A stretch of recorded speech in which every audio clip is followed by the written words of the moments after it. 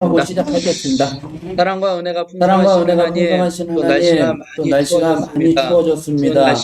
날씨 가운데 저희들의 몸과 마음이 움츠러들게 되는데 하나님의 말씀으로 우리의 몸과 마음이 풍요로워지게 하여 주시고 평안으로 충만하게 하여 주시옵소서. 오늘도 하나님 앞에 나와 말씀을 듣고 말씀을 깨닫고자 합니다. 하나님 지혜의 영을 허락하여 그 말씀을 잘 깨닫고 분별하게 하여 주시고 그 말씀대로 살아갈 수 있는 믿음과 또한 능력을 더하여 주시옵소서. 오늘도 이 자리에 참석하지 못하고 온라인으로 참석하는 모든 식구들에게도 동일한 은혜로 인도하여 주시옵소서.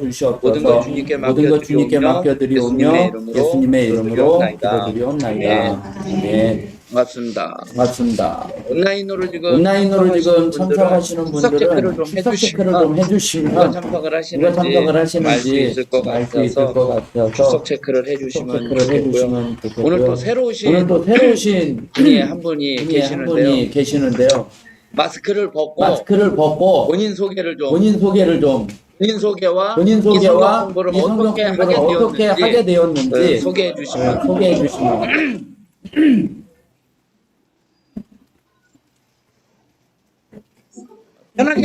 편하게 얘기하시면 돼요. 성함하고 얘기해 주시면.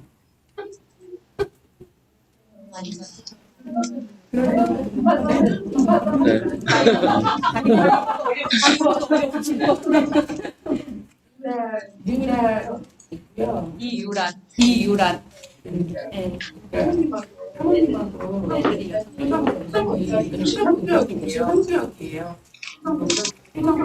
성경 공부 얘기를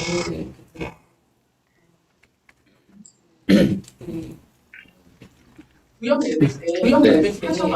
하셔가지고 처음에 그냥 아이들 해가지고 잘 아직 몰라요. 기회가 있다고 하셔가지고 편하게 다 알지는 못하겠지만 뭐 하면서 계속 받고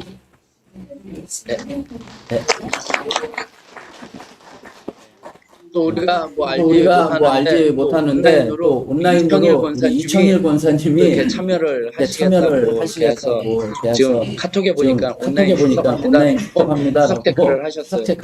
지난번에 보니까 박나경 집사님도 온라인으로 들으신다라고 했는데 실시간으로 들으시는지 언제인지 모르지만 아무튼 오늘도 말씀을 좀 나누겠습니다.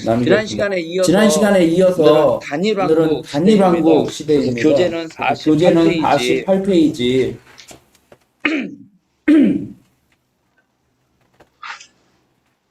한번 이제 우리 시대를 한번 훑어볼게요. 처음에 무슨 시대죠? 창조 시대. 그다음에 족장 시대. 그다음에 출애굽과 광야 시대. 그다음에 정복 시대. 사사 시대. 그다음에 단일왕국 시대입니다. 단일왕국 시대에는 세 명의 왕이 있는데 지난번에는 이제 사울 왕에 대해서 말씀을 나눴고 오늘은 그 사울왕의 뒤를 이은 다윗왕에 대해서 말씀을 나누려고 합니다. 사울왕이 초대 왕이었지만 월권을 했죠.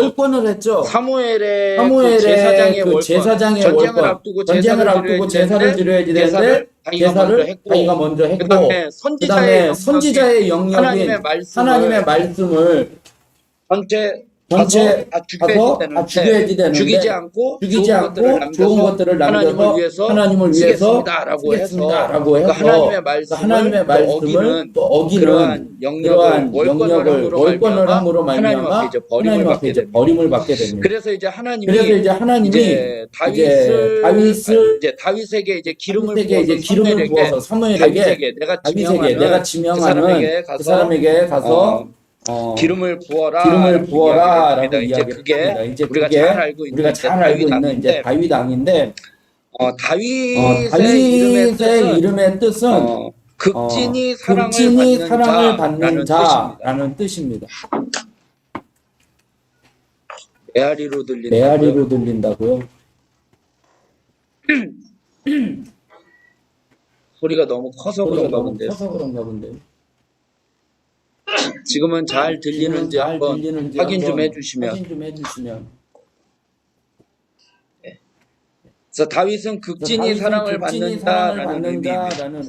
이세의 8명의 아들 중에 막내예요. 그래서 준수한 사람이었고 이제 하나님 앞에 이제 기름 부음을 받아 택함을 받는 사람인데 사무엘상 성경 16장부터 근데 저는 16명 아니 8아들이라고 했는데 7밖에는요. 한번 제가 이제 찾아서 알려드리도록 하겠습니다.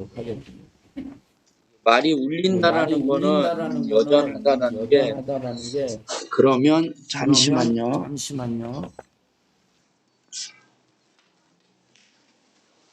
지금은 어떤지 확인 좀 해주시면 감사하겠습니다. 사무엘상 16장을 한번 펼쳐주세요. 구약성경 434쪽입니다.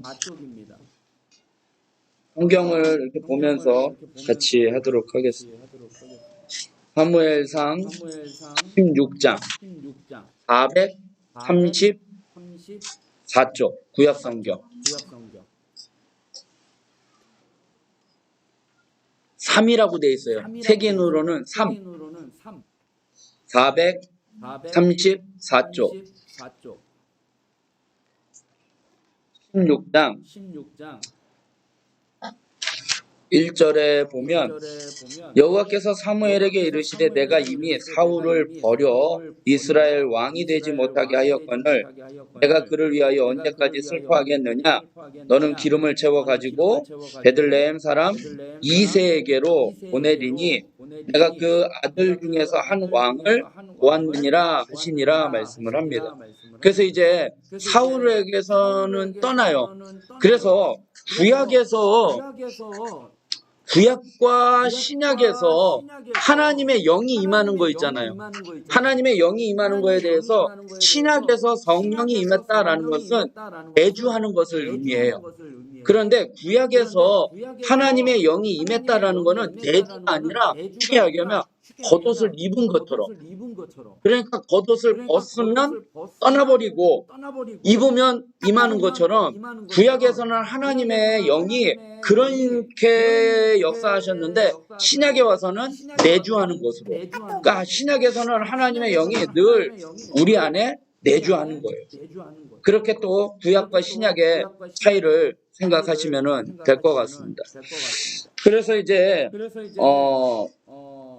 사울 왕을 떠나고 이제 다윗을 세우는데 다윗의 이제 집에 가는 거죠. 이새의 집에 가서 이제 내가 너희들의 가족, 그러니까 이새의 아들들과 함께 예배를 드리겠다 하니까 이새 아버지가 사무엘 선지자가 온다고 하니까 가족들을 다 모아놨겠죠.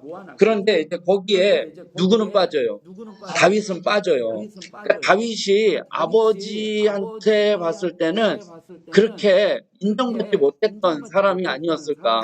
왜냐하면은 사무엘 선지자가 오는데 왕으로 섬기는 거에 대해서 이제 왕으로 기름 부으는 거에 대해서 어떻게 될지는 뭐 이새는 잘 알지 못했지만 일단 사무엘이 우리 집에 온다라는 거 했을 때 가족들이 다 같이 예배를 드리자 했을 때 다윗은 넌 나가서 목동을 양을 치라라고 할 정도면 다윗은 그 집에서 그렇게 비중 있는 사람은 아니었다는 거예요. 뭐 막내니까. 그런데 사무엘이 그 첫째 아들을 이제 보게 됩니다. 6절에 보면 16장 6절에 그들이 오매 사무엘이 엘리압 첫째 아들이죠. 엘리압을 보고 마음에 이르기를 여호와의 기름 부으실 자가 과연 주님 앞에 있도다. 아, 여기 이 사람이구나 라고 생각을 한 거예요. 그랬더니 하나님이 뭐라고 말씀하셔요? 7절에 여호와께서 사무엘에게 이르시되 용모와 키를 보지 말라. 내가 보는 것은 사람과 같지 아니하니 사람은 외모를 보거니와 나 여호와는 중심을 보느니라 말씀을 하고 있습니다. 그래서 하나님은 외모를 보시는 분이 아니에요. 중심을 보시는 분이에요. 그래서 우리가 신앙생활할 때, 우리가 하나님 앞에 나아갈 때 남들과 비교할 필요가 없는 거예요. 하나님은 우리를 각자 나름대로 하나님이 독특하게, 나하고 똑같은 사람은 아는 사람도 없다라는 거예요. 다 하나님이 다 각자에게 은사를 주셨고 은혜를 주셨기에 우리가 봤을 때 저 사람하고 나하고 비교했을 때 아우 저 사람은 잘생겼는데, 아우 저 사람은 지혜가 또 많은데, 아우 저 사람은 뭐 재물이 많은데, 이런 걸로 비교할 필요가 없다라는 거예요. 쉽게 얘기하면 커피를 얘기했을 때 어떤 커피, 뭐 김연아 커피가 있고 또 누구 커피였더라? 네? 공유 커피 뭐 이런 식으로 하면은 어떤 커피가 맛있느냐라고 얘기하면은 자기 취향에 따라 선택을 할 수 있는 거예요. 그런데 똑같은 김연아 그 맥신 커피인데 어떤 거는 뭐 이게 들어가 있고 어떤 건 이게 들어가 있고 비교가 된다라는 거죠. 그리고 똑같은 제품인데 가격이 싸면 그거를 선호한다라는 거예요. 그러니까 상품은 비교를 하는 거예요. 그래서 가치를 매기는데, 예를 들어서 레오나르도 다빈치의 뭐 예수님의 그 최후의 만찬상, 그 다음에 뭐 미켈로 뭐 그런 조각상, 그거하고 어느 게 더 비싸고 어느 게 더 좋습니까? 라고 이야기할 땐 그럼 비교할 수가 없는 거예요. 그거는 작품으로서의 가치가 있기 때문에 작품은 비교할 수가 없는 거예요. 그런데 상품은 비교가 돼요. 어느 게 더 좋고 질이 좋고 어느 게 더 값싸냐라는 거에 따라서 비교가 되는 것처럼 우리는 하나님의 작품이지 상품이 아니라는 거예요. 그래서 하나님은 외모를 보지 않는 거예요. 그래서 중심을 보기에 우리의 중심을 더 하나님 앞에 온전함으로 나아가야지 되는 거예요. 외모를 꾸미는 것보다 중심을 더 다져 나가야지 되는 것이죠. 그런데 이제 사무엘이 아들들을 다 훑어보니까 아닌 거예요. 하나님이 얘기를 안 해주셔요. 그러다 보니까 11절에 또 사무엘이 이새에게 이르되 내 아들들이 다 여기 있느냐? 이새가 이르되 아직 막내가 남았는데 그는 양을 지키나이다. 여기서 막내라고 이야기를 하는데 옛날 성경에는 말째라고 표현을 하고 있어요. 그런데 그 사람은 어떠한 사람이냐? 12절에 보니까 이에 사람을 보내어 그를 데려오매 다윗에 대해서 이야기를 한 거죠. 그의 빛이 붉고 눈이 빼어나고 얼굴이 아름답더라. 아니 외모를 보지 않는다고 했는데 얼굴이 붉고 눈이 빼어나고 얼굴이 아름답더라 라고 이야기를 하는데, 이 표현이 어떤 표현이느냐? 사무엘상 17장 42절을 한번 볼게요. 그 뒷장에 보면 42절.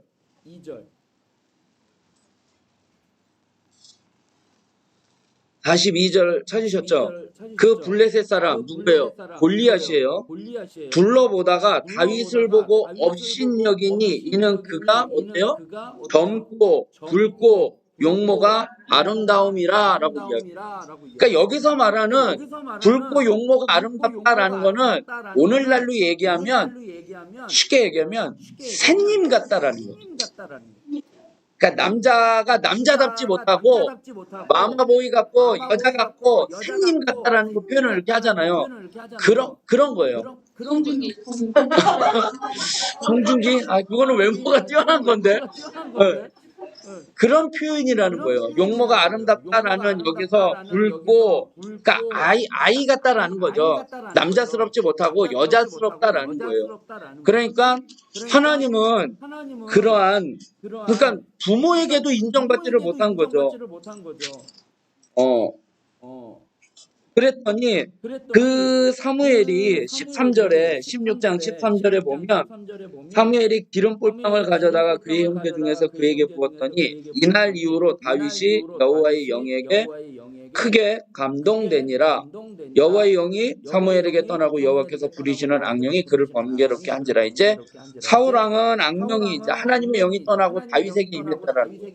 그런데 문제는 다윗이 기름 부음을 받았잖아요. 기름 부음을 받고 난 다음에 그의 삶이 180도 바뀌었냐? 그렇지 않다라는 거예요. 여전히 똑같이 막내로 무시당하고 형들한테 무시당하고 아버지한테 무시당하고 그냥 집안의 모든 일들을 행했다라는 거예요. 그러나 그가 왕이 되는 것은 하나님의 때에 그때에 왕이 되었다라는 거예요. 그러니까 우리가 하나님 앞에 기도할 때 하나님 앞에 기도했을 때 응답받는 것이 즉시로 뭐 이렇게 증상이 나타나는 게 아니라는 거죠. 하나님의 때가 있다라는 거예요. 내가 병이 아파가지고 하나님 기도했더니 하나님 나를 뭐 낫게 해주세요. 당장 낫게 해주세요. 이게 아니라는 거예요. 그 문제가 당장 해결되는 게 아니라 하나님의 때에 이루어지는 거죠. 그래서 하나님의 응답의 방법은 세 가지예요. yes, no, 그 다음에 기다려라는 거예요.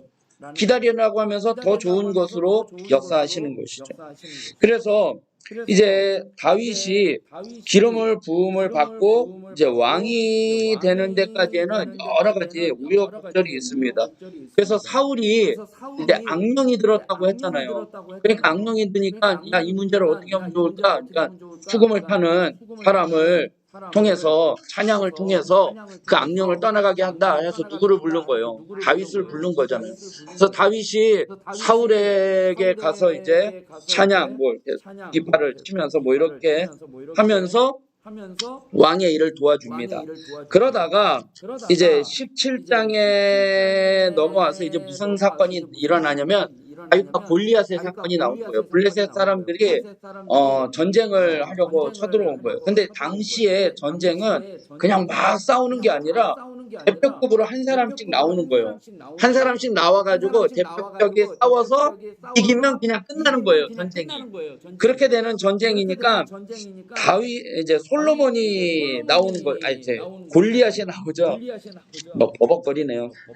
골리앗이 나와가지고 이야기를 합니다. 그래서 골리앗이 17장 24절에 보면 이스라엘 모든 사람이 그 사람을 보고 심히 두려워하여 그 앞에서 도망하고 있다. 두려워하고 있다라는 거죠.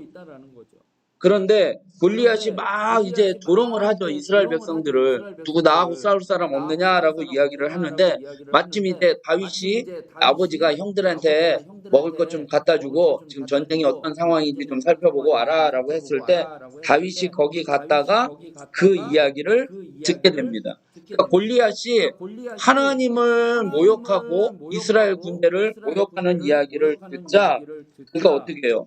내가 나가서 이제 싸우겠다라고 이야기를 하잖아요. 사울 왕에게. 그런데 32절에 볼게요. 32절에 보면 16장이요. 다윗이 사울에게 말하되 그로 말미암아 사람이 낙담하지 말 것이라 주의 종이 가서 저 블레셋 사람과 싸우리이다 하니 사울이 이르되 내가 가서 저 블레셋 사람과 싸울 수 없다. 너는 소년이고 그는 어려서부터 용사이다. 골리앗은 어려서부터 용사였다라는 사람이에요. 그런데 다윗이 주의 종이 내가 양을 칠 때에 사자로부터 이리로부터 하나님이 나를 보호해 주셨고 내가 그들을 그에게서 양을 건져냈다라고 이야기를 합니다.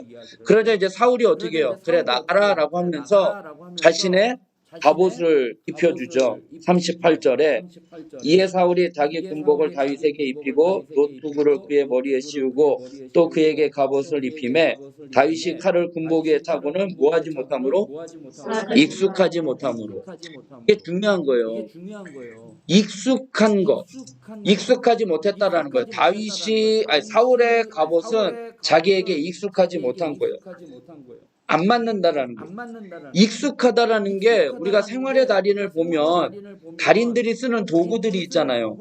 그거 보면 정말 열심히 일을 해요. 정말 빨리 하는데 그거를 촬영하는 PD가 그거 저도 한번 해보겠습니다 해가지고 해보면 안 돼요. 왜냐?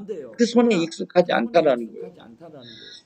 다윗이 그 군복이 익숙하지 않아서 다윗에게 익숙했던 거는 뭐예요? 40절에 보니까 손에 막대기를 가지고 시내에서 매끄러운 돌 5을 골라서 자기 목자의 제구 주머니에 넣고 물매를 가지고 나아갔다는 거예요. 하나님 앞에 쓰임 받는 사람은 하나님 손에 익숙한 자가 되어야지 되는 거예요. 그러니까 내 몸에 익숙하지 않는 것, 내가 익숙하지 않으면 전쟁에 나가서 제대로 싸울 수 없는 것처럼 우리가 하나님의 백성으로 하나님 앞에 쓰임 받으려면 내가 익숙한 게 아니라 하나님이 익숙하도록, 그러니까 내가 하나님에게 맞춰줘야지 된다라는 거예요.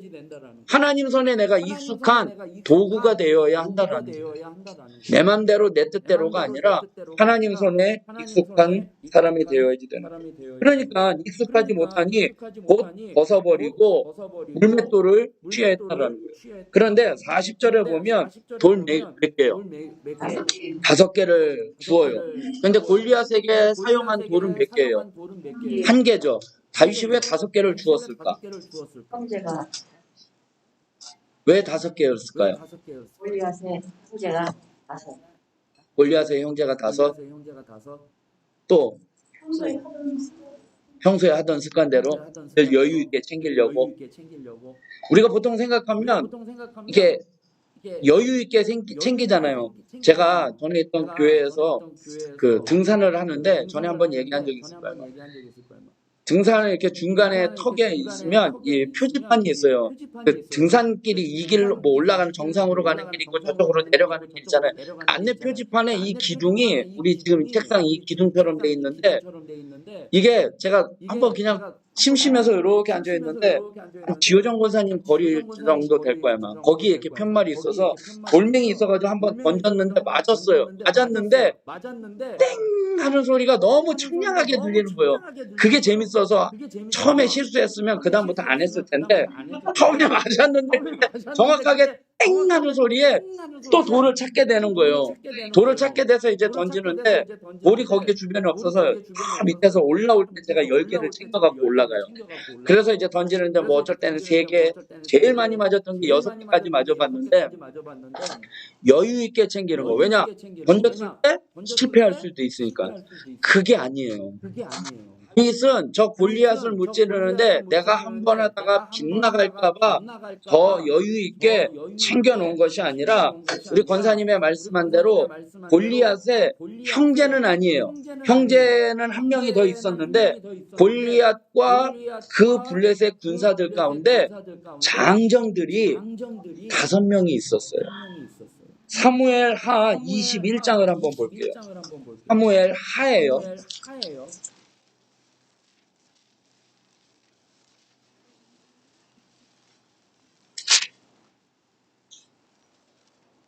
사무엘 하 21장 501쪽이요. 찾으셨죠? 21장 15절부터 볼게요. 블레셋 사람이 다시 이스라엘을 치거늘 다윗이 그의 부하들과 함께 내려가서 블레셋 사람과 싸우더니 다윗이 피곤함에 거인족의 아들 중에 무게가 300세겔 되는 노창을 들고 색깔을 탄 누구요? 이스비브노이 다윗을 죽이려 하므로 수리아의 아들 아비새가 다윗을 도와 그 사람을 죽였고, 그 다음에 18절에 보면 그 후에 다시 블레셋 사람 곱에서 전쟁할 때에 후사 사람 19개는 거인족의 아들 중에 누구요? 삽을 쳐 죽였고, 19절에 또 다시 블레셋 사람과 곱에서 전쟁할 때 베들레헴 사람 야레오김의 아들 에라나는 골리앗의 아후 누구요? 라흐미를 죽였는데 그 자의 탕자로는 배틀대 같았더라. 거인이라는 거죠. 그 다음에 20절에 또 가디에서 전쟁할 때에 그곳에 키가 큰 자 하나는 손가락과 발가락이 각기 6개씩 모두 24개가 있는데 그도 거인족의 소생이더라 라고 이야기를 합니다. 그러니까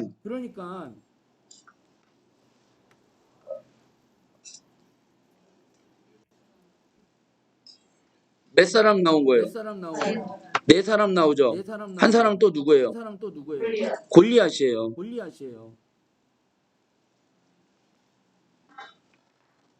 그 다음에 5명이라는 걸 아시겠죠? 그 다음에 또 하나가 뭐냐면 여호수아 13장을 한번 볼게요. 앞에 쪽이에요. 여호수아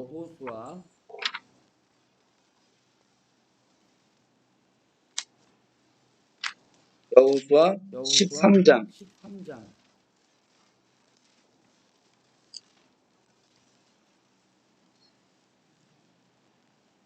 13장 339쪽이요. 339쪽.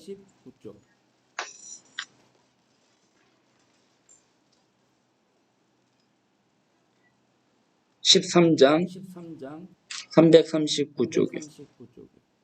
찾으셨어요? 13장 3절이에요. 곧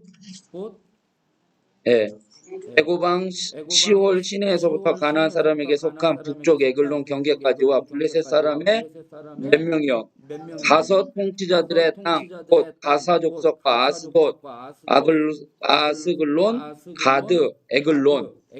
지금 골리앗이 어느 나라 사람이에요?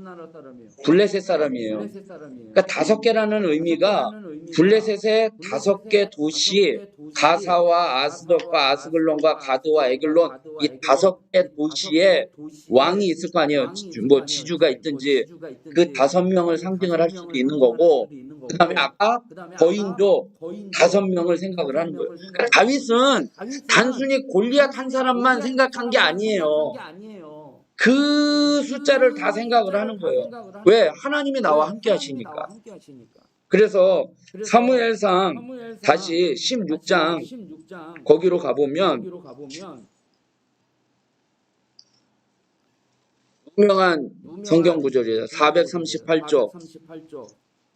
16장에다가 이거를 책갈피를 해놓으세요. 16장부터 이렇게 차례대로 갈 거니까 뭐 앞에 갔다 뒤에 갔다 헷갈리지 않게. 438쪽 45절이요. 16장 45절에 보면 다윗이 블레셋 사람에게 이르되 너는 칼과 창과 단창으로 내게 나아오거니와 나는 만군의 여호와의 이름 곧 내가 모욕하는 이스라엘의 군대의 하나님의 이름으로 내게 나아가노라 말씀을 하고 있어요. 근데 이게 단순히 이스라엘 백성과 블레셋과의 전쟁인데 그것만의 전쟁은 아니에요. 다윗이 그렇게 이야기한 이유는 43절에 보세요. 43절 블레셋 사람이 다윗에게 이르되 내가 나를 배로 여기고 막대기를 가지고 내게 나왔느냐 하고 그의 뭐예요? 신들의 이름으로 다윗을 저줘. 그러니까 블레셋 군사 골리앗이 자기 블레셋의 신들의 이름으로 다윗을 저주했다라는 거예요.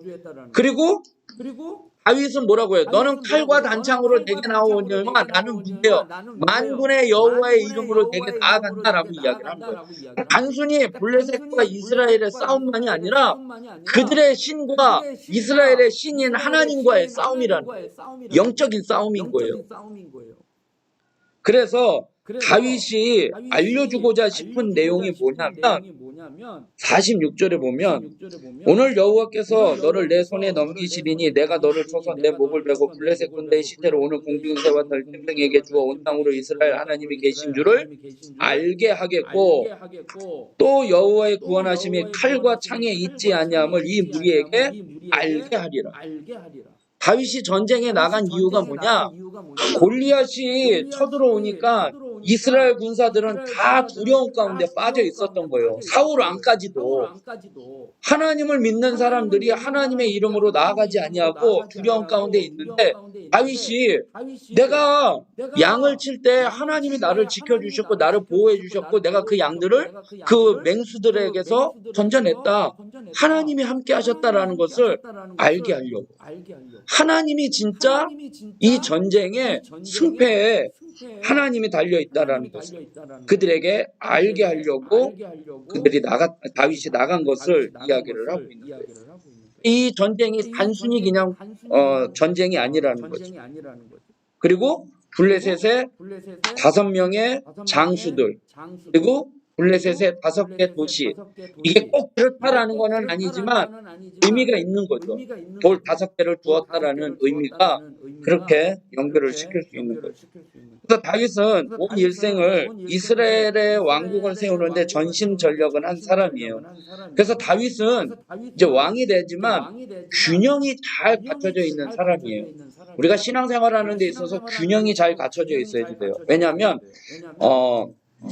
보통 뭐 두 날개로 뭐 기상하는 교회 뭐 이렇게 이야기를 하는데 날개가 한쪽이 망가지면 어떻게 하겠어요?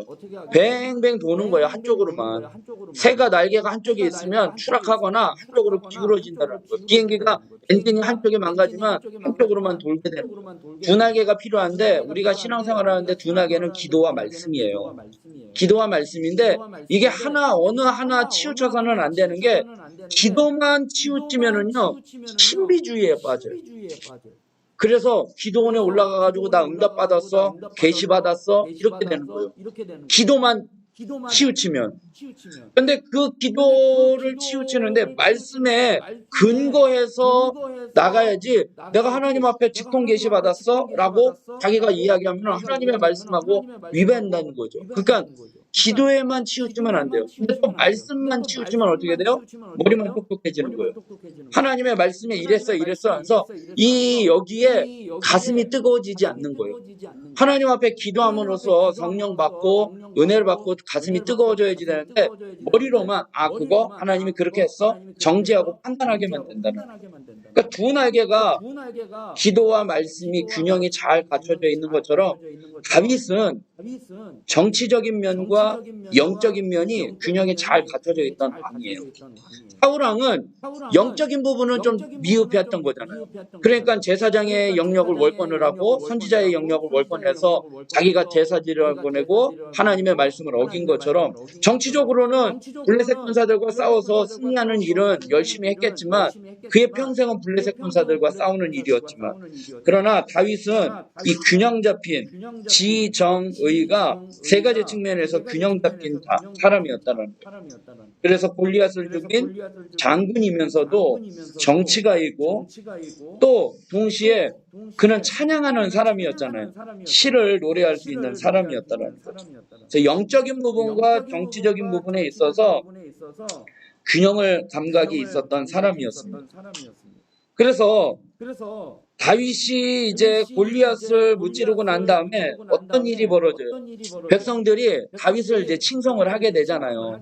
그래서 다윗이 사울이 죽인 자는 천천이고 다윗이 죽인 자는 만만이다라고 이야기를 하는 거죠. 18장에 넘어가 보면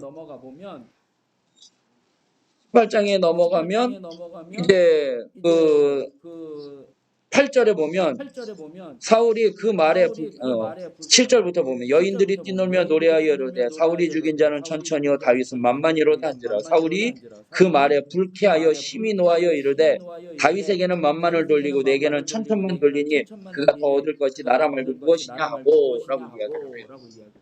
그러니까 시기 질투 때문에 여기서부터 이제 사울은 다윗을 평생 다윗을 죽이려고 쫓아다니는데 자기의 모든 에너지를 소모하게 되는 거죠. 근데 사울은 다윗을 두려워해요. 왜냐하면 자신에게서는 하나님의 영이 떠나갔고 다윗에게는 하나님의 영이 임했거든요. 18장 12절에 보면 여호와께서 사울을 떠나 다윗과 함께 계심으로 사울이 그를 어떻게 해요? 두려워했대요. 15절에 봐봐요. 사울은 다윗이 크게 지혜롭게 행함을 보고 그를 두려워했다. 29절이요. 사울이 다윗을 더욱 두려워하여 평생의 다윗의 대적이 되니라. 사울은 다윗을 두려워했어요. 왜냐? 하나님이 그를 지혜롭게 했다라는 거죠. 5절에 다윗은 사울이 보내는 곳마다 가서 지혜롭게 행하며 그러니까 다윗이 지혜로운 사람이었죠. 지혜롭게 행했기 때문에. 그리고 또 5절에 보면 5절 후반절에 보니까 온 백성이 그를 어떻게 해요? 합당히 여긴 거예요. 그리고 8절에 여인들의 노랫소리에 불쾌한 거죠. 자존심이 상하다 보니까 그를 두려워하게 되고 12절에 하나님이 그와 함께 하시는 것을 보고 두려워하게 되고 16절을 보면 온 이스라엘과 유다가 다윗을 사랑하는 것을 보고 그에게 두려움을 갖게 되는 거죠.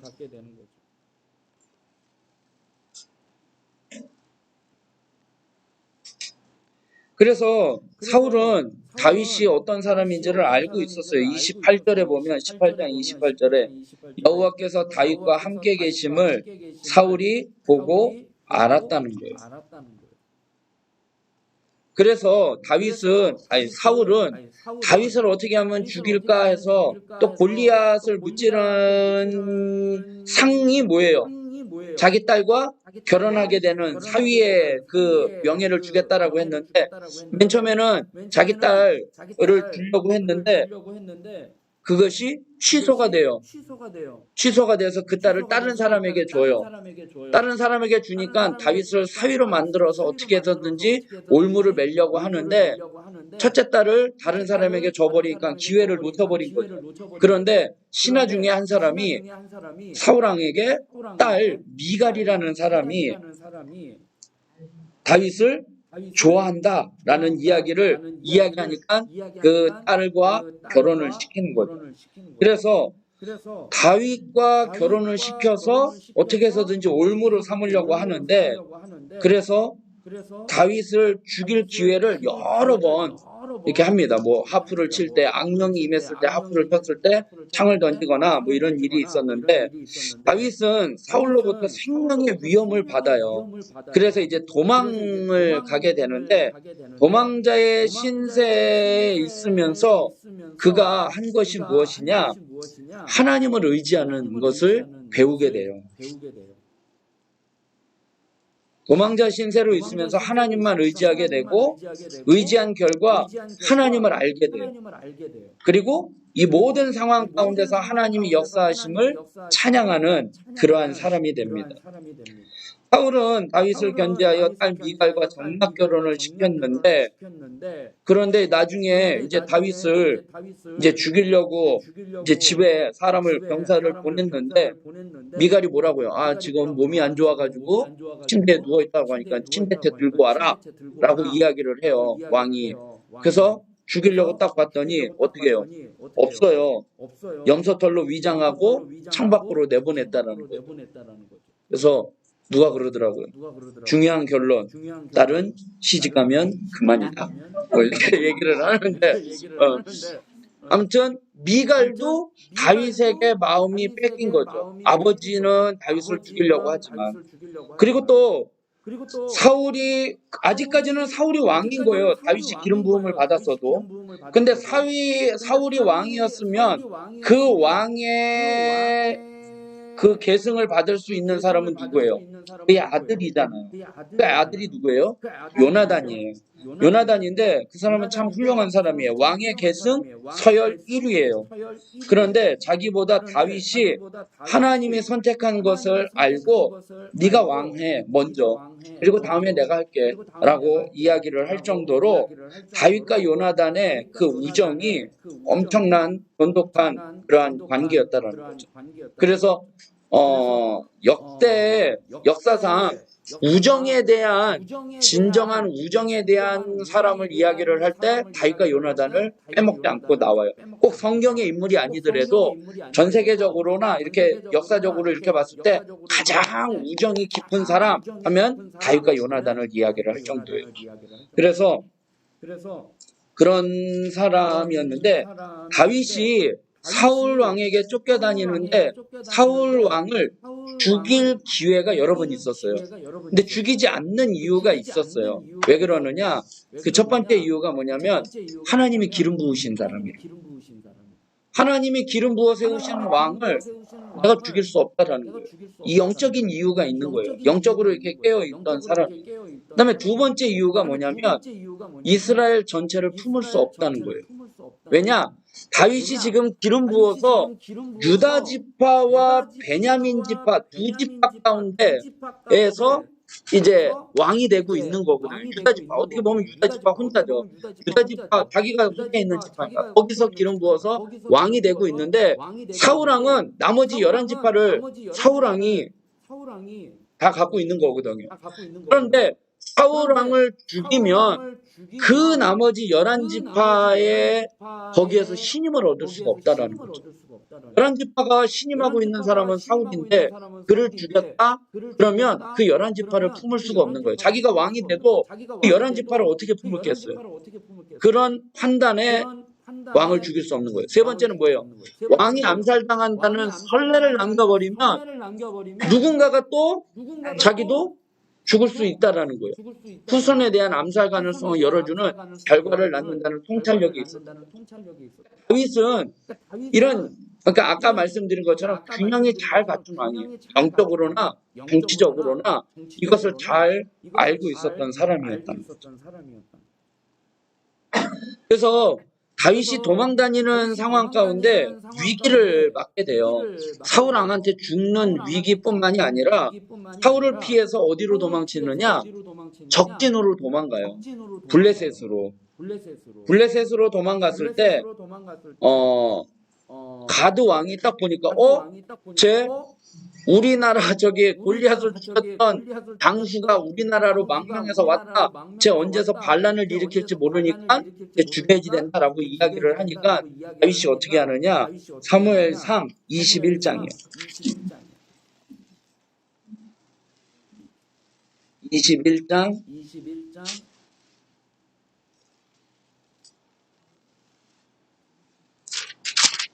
21장 10절부터 볼게요.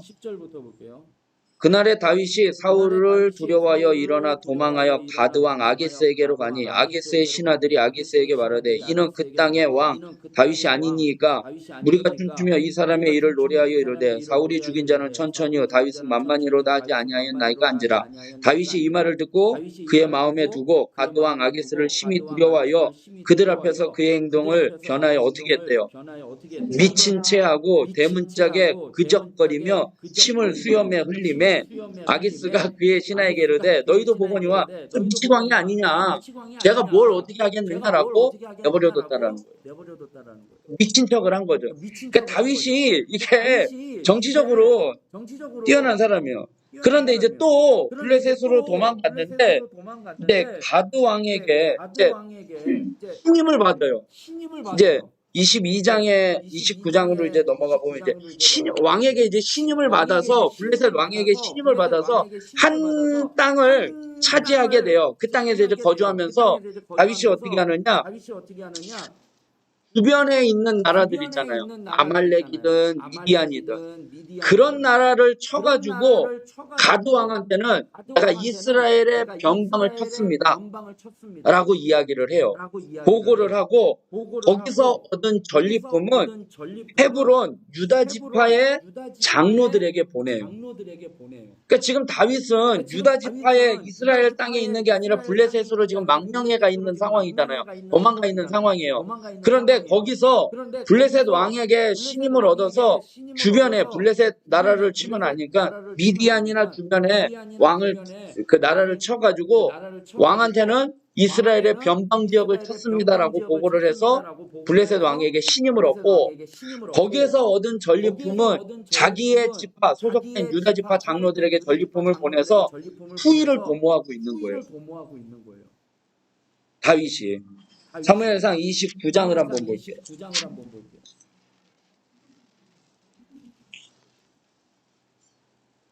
28장.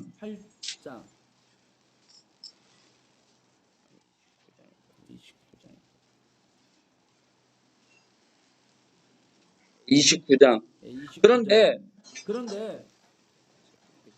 정신이 없네요. 그러다가 나중에 그렇게 블레셋 왕에게 신임을 얻게 되니까 이스라엘과 전쟁을 하는 데 있어서 다윗을 선봉에 세워요. 이해가 되죠? 블레셋 군사의 선봉장으로 다윗을 세워요. 그래서 이제 이스라엘을 치는 전쟁에 맨 앞으로 보내요. 그러면 다윗에게는 이제 위기가 찾아온 거잖아요. 자기의 민족을 쳐버리면 자기는 기름 부은 왕인데 자신의 민족을 쳐버리면 자신은 이제 더 이상 돌아갈 기회가 없는 거예요.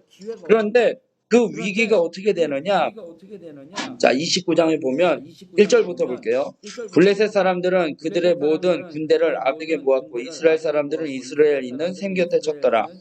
블레셋 사람들의 수령들은 수백 명씩 수천 명씩 인도하여 나아가고 다윗과 그의 사람들은 아기스와 함께 그 뒤에 나아가더니 블레셋 사람들의 방백들이 이르되 이 히브리 사람들은 무엇을 하려느냐 하니 아기스가 블레셋 사람들의 방백들에게 이스라엘 왕 사울의 신하 다윗이 아니냐?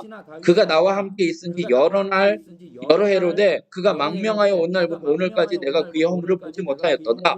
그래서 이 전쟁에 내보낼란다 라고 하니까 뭐라고 얘기해요? 안 된다. 저 사람이 나가서 싸우다가 언제 마음이 돌아서서 우리를 공격할지 모르겠다라는 거예요. 그러니까 4절에 블레셋 사람의 방백들이 그에게 노한지라 블레셋 방백들이 그에게 이르되 이 사람을 돌려보내어 왕이 그에게 정하신 처소로 가게 하소서. 그는 우리와 함께 싸움에 내려가지 못하리니 그가 전장에서 우리의 대적이 될까 하나이다. 그가 무엇으로 주와 다시 합하리이까? 이 사람들의 머리로 하지 아니하겠나이까? 싸움하러 나가는 척하다가 블레셋 사람 죽여서 그 머리 갖고 가면은 전쟁에 승리한 사람으로 되니까 다윗이 이제 왕이 될 수 있지 않느냐라고 이야기하니까 안 된다라는 거예요. 그럼 우리 안 나간다라는 거예요. 그러니까 그 왕이 어떻게 해요? 6절에 아기스가 다윗을 불러 이르되 여호와께서 살아계심을 두고 맹세하노니. 이 사람도 참 대단해요. 여호와께서 살아계심을 두고 맹세한대요. 블레셋 왕이 내가 정직하여 내게 온 날부터 오늘까지 내게 악이 있음을 보지 못하였으니 나와 함께 진중에 출입하는 것이 내 생각에는 좋으나 수령들이 너를 좋아하지 아니하니 돌아가라 라고 이야기해요. 그러니까 다윗은 이 위기를 참 하나님의 은혜로 모면하게 되는 거죠. 그리고 사울이 이 전쟁에서 죽게 됩니다. 사울이 죽게 될 때, 사울 왕이 죽었을 때 아말렉 소년이 사울을 죽였다고 다윗에게 와서 보고를 해요. 그 사람의 생각은 뭐예요? 사울 왕이 다윗을 못 살게 부른 거잖아요. 다윗이 죽을 뻔했던 사람을 늘 죽이려고 했던 사람이 이제 죽었으니까 그것도 내가 죽였습니다. 사울이 이제 자기가 스스로 블레셋 군사에게 죽기를 원치 않아서 자결을 했는데 이제 또 다른 본문에 보면은 그 지나가는 사람한테 나를 죽여라 라고 이야기를 했는데 어떤 부분은 그 사람이 왕을 죽이고 자기도 자결해서 죽었다라고 나오고 이제 이 사람은 이제 왕에게 가가지고 다윗에게 가가지고 내가 사울 왕을 죽였습니다 하면은 상을 받을까봐 라고 했는데 그 소년을 죽여버려요. 사무엘 하 1장 이제 사무엘 하로 넘어가서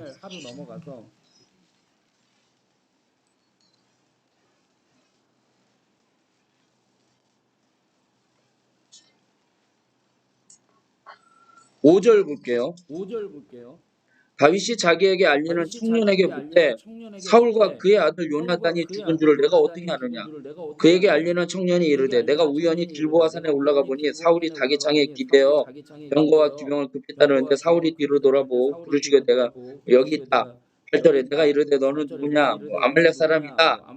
내 목숨이 아직 완전히 있으니 내 곁에서 나를 죽이라. 그가 엎드려진 후에 살릴 수 없을 알고 그의 곁에 서서 죽이고 그의 머리에 있는 왕관과 팔에 있는 고리를 벗겨서 내 주께로 가져왔나이다 한지라 라고 이야기를 해요. 상 받을 줄 알고. 그런데 이제 다윗이 어떻게 해요? 자기 옷을 잡아찢고 모든 사람도 그리하고 이제 막 울고 있는 거죠. 그러면서 15절부터 볼게요. 다윗이 청년 중 한 사람을 불러 이르되 가까이 가서 그를 죽이라 하매 그가 침에 곧 죽으니라. 다윗이 그에게 이르기를 내 피가 내 머리로 돌아갈지어다.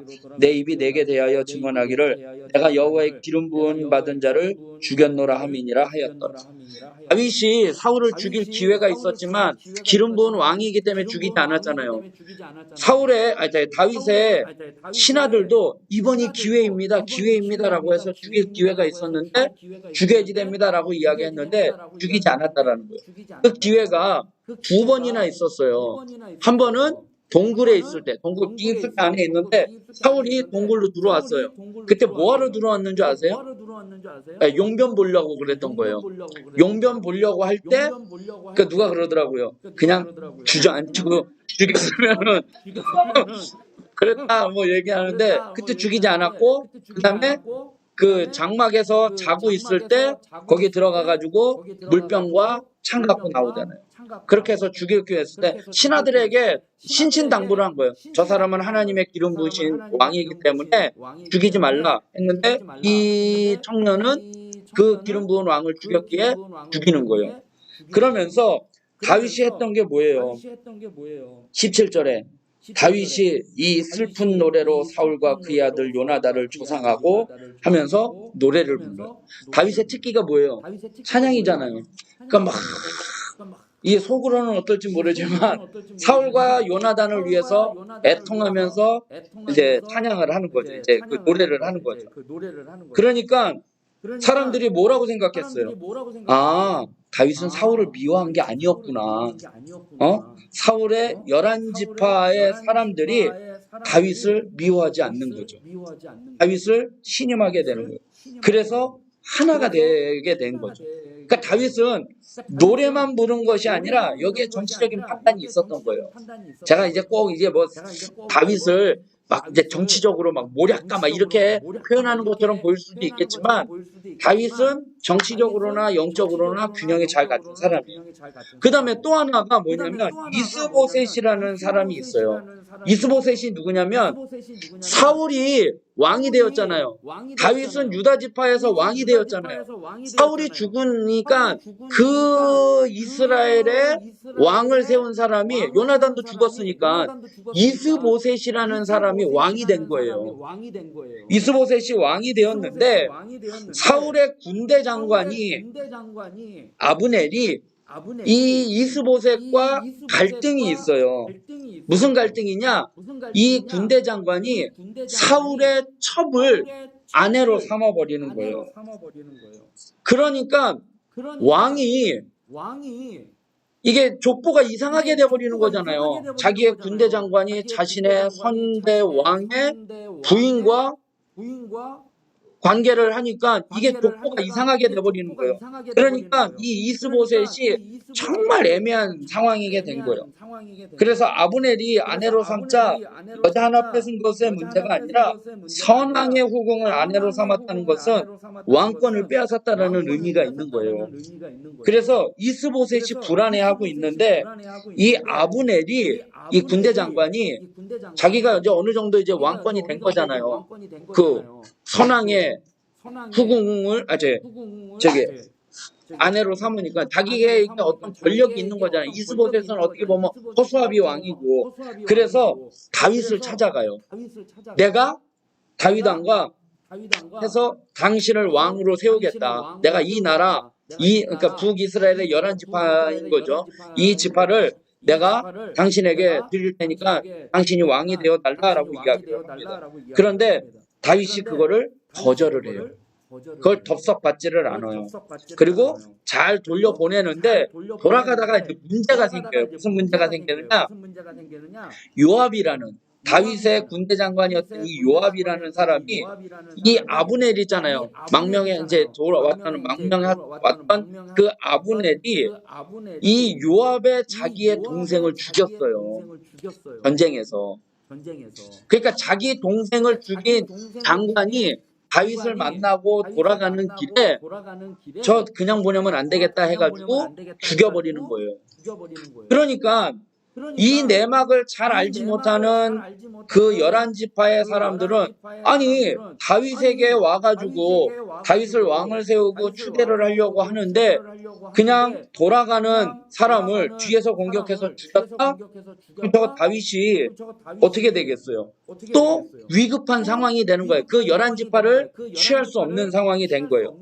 그때 다윗이 어떻게 해요? 다윗의 특기가 뭐예요?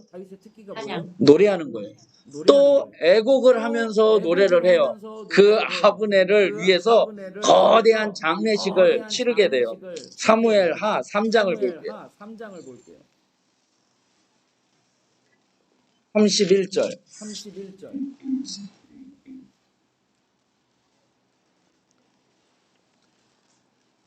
30절에 보면 요압과 그의 동생 아비새가 아브넬을 죽인 것은 그가 기브온 전쟁에서 자기 동생 아사엘을 죽인 까닭이었더라.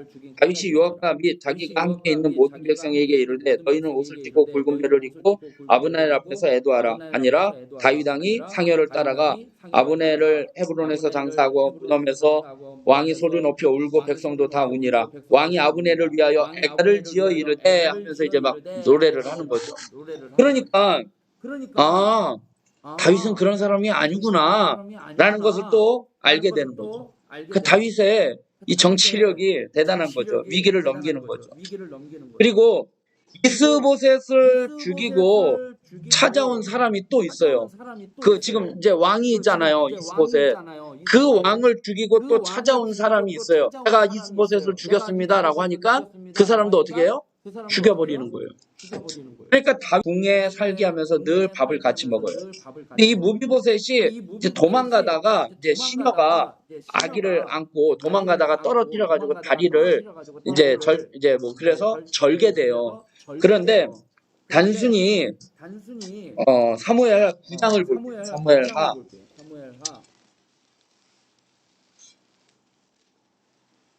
9장 10절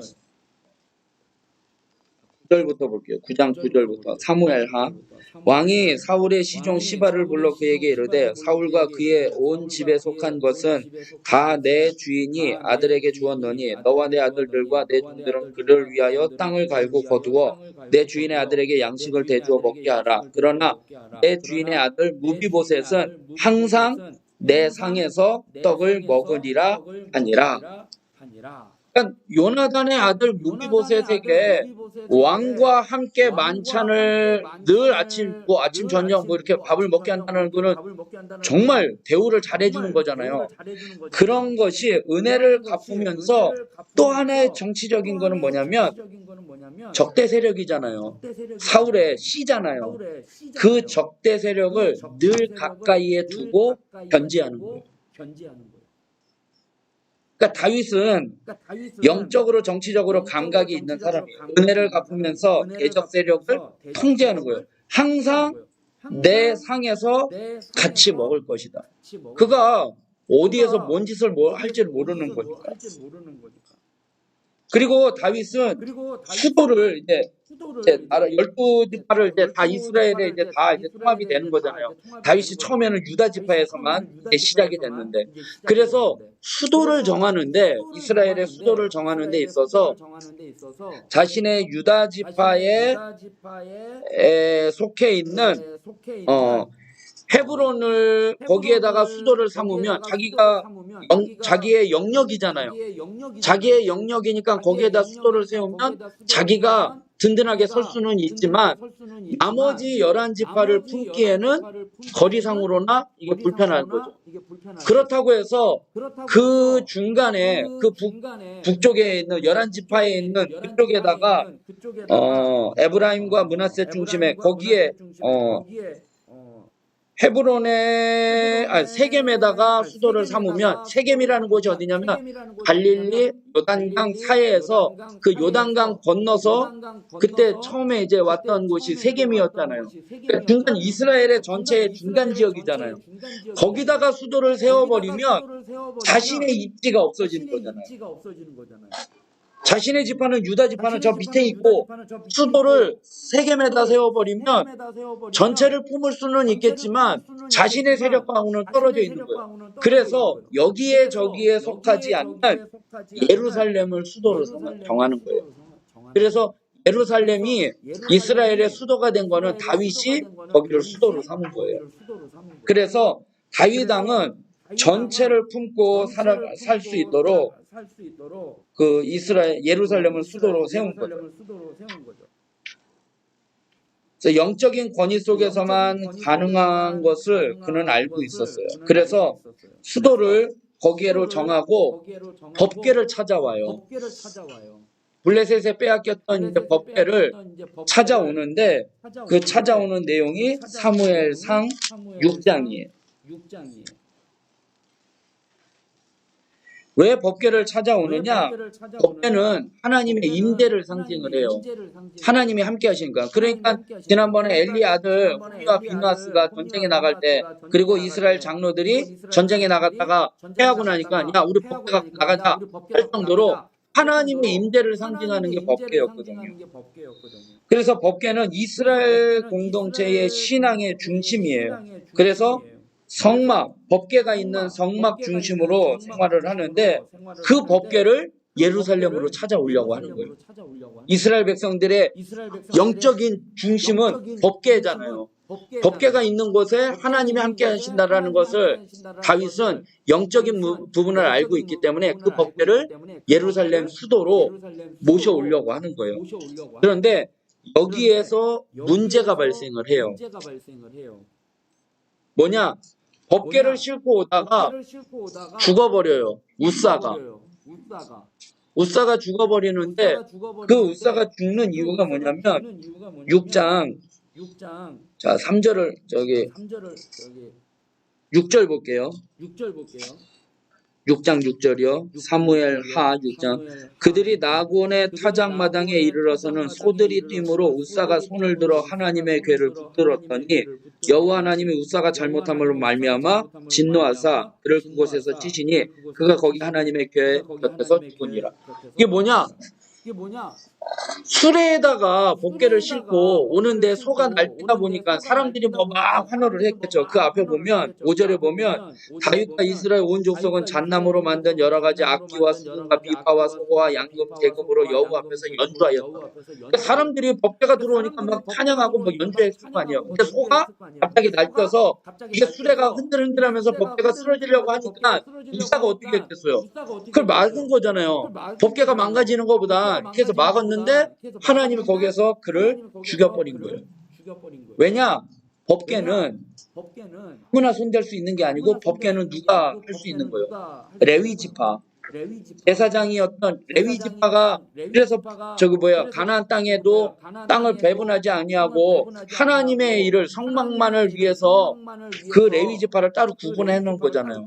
그런데 문제는 법궤는 레위 제사장들이 어깨에 메고 다녀야지 되는데 문제는 뭐예요? 3절에 보니까 그들이 하나님의 궤를 어디에다가? 수레에다 실었대요. 왜 수레에다 실었을까? 다윗도 거기에 대한 영적인 감각은 좀 미흡했을 거예요. 블레셋 군사들이 홈리와 비누아스가 법궤를 빼앗겼잖아요. 빼앗겨서 블레셋 신전에다 갖다 놓으니 다곤 신전이 막 망가지고 뭐 어떻게 해가지고 생각한 게 뭐예요?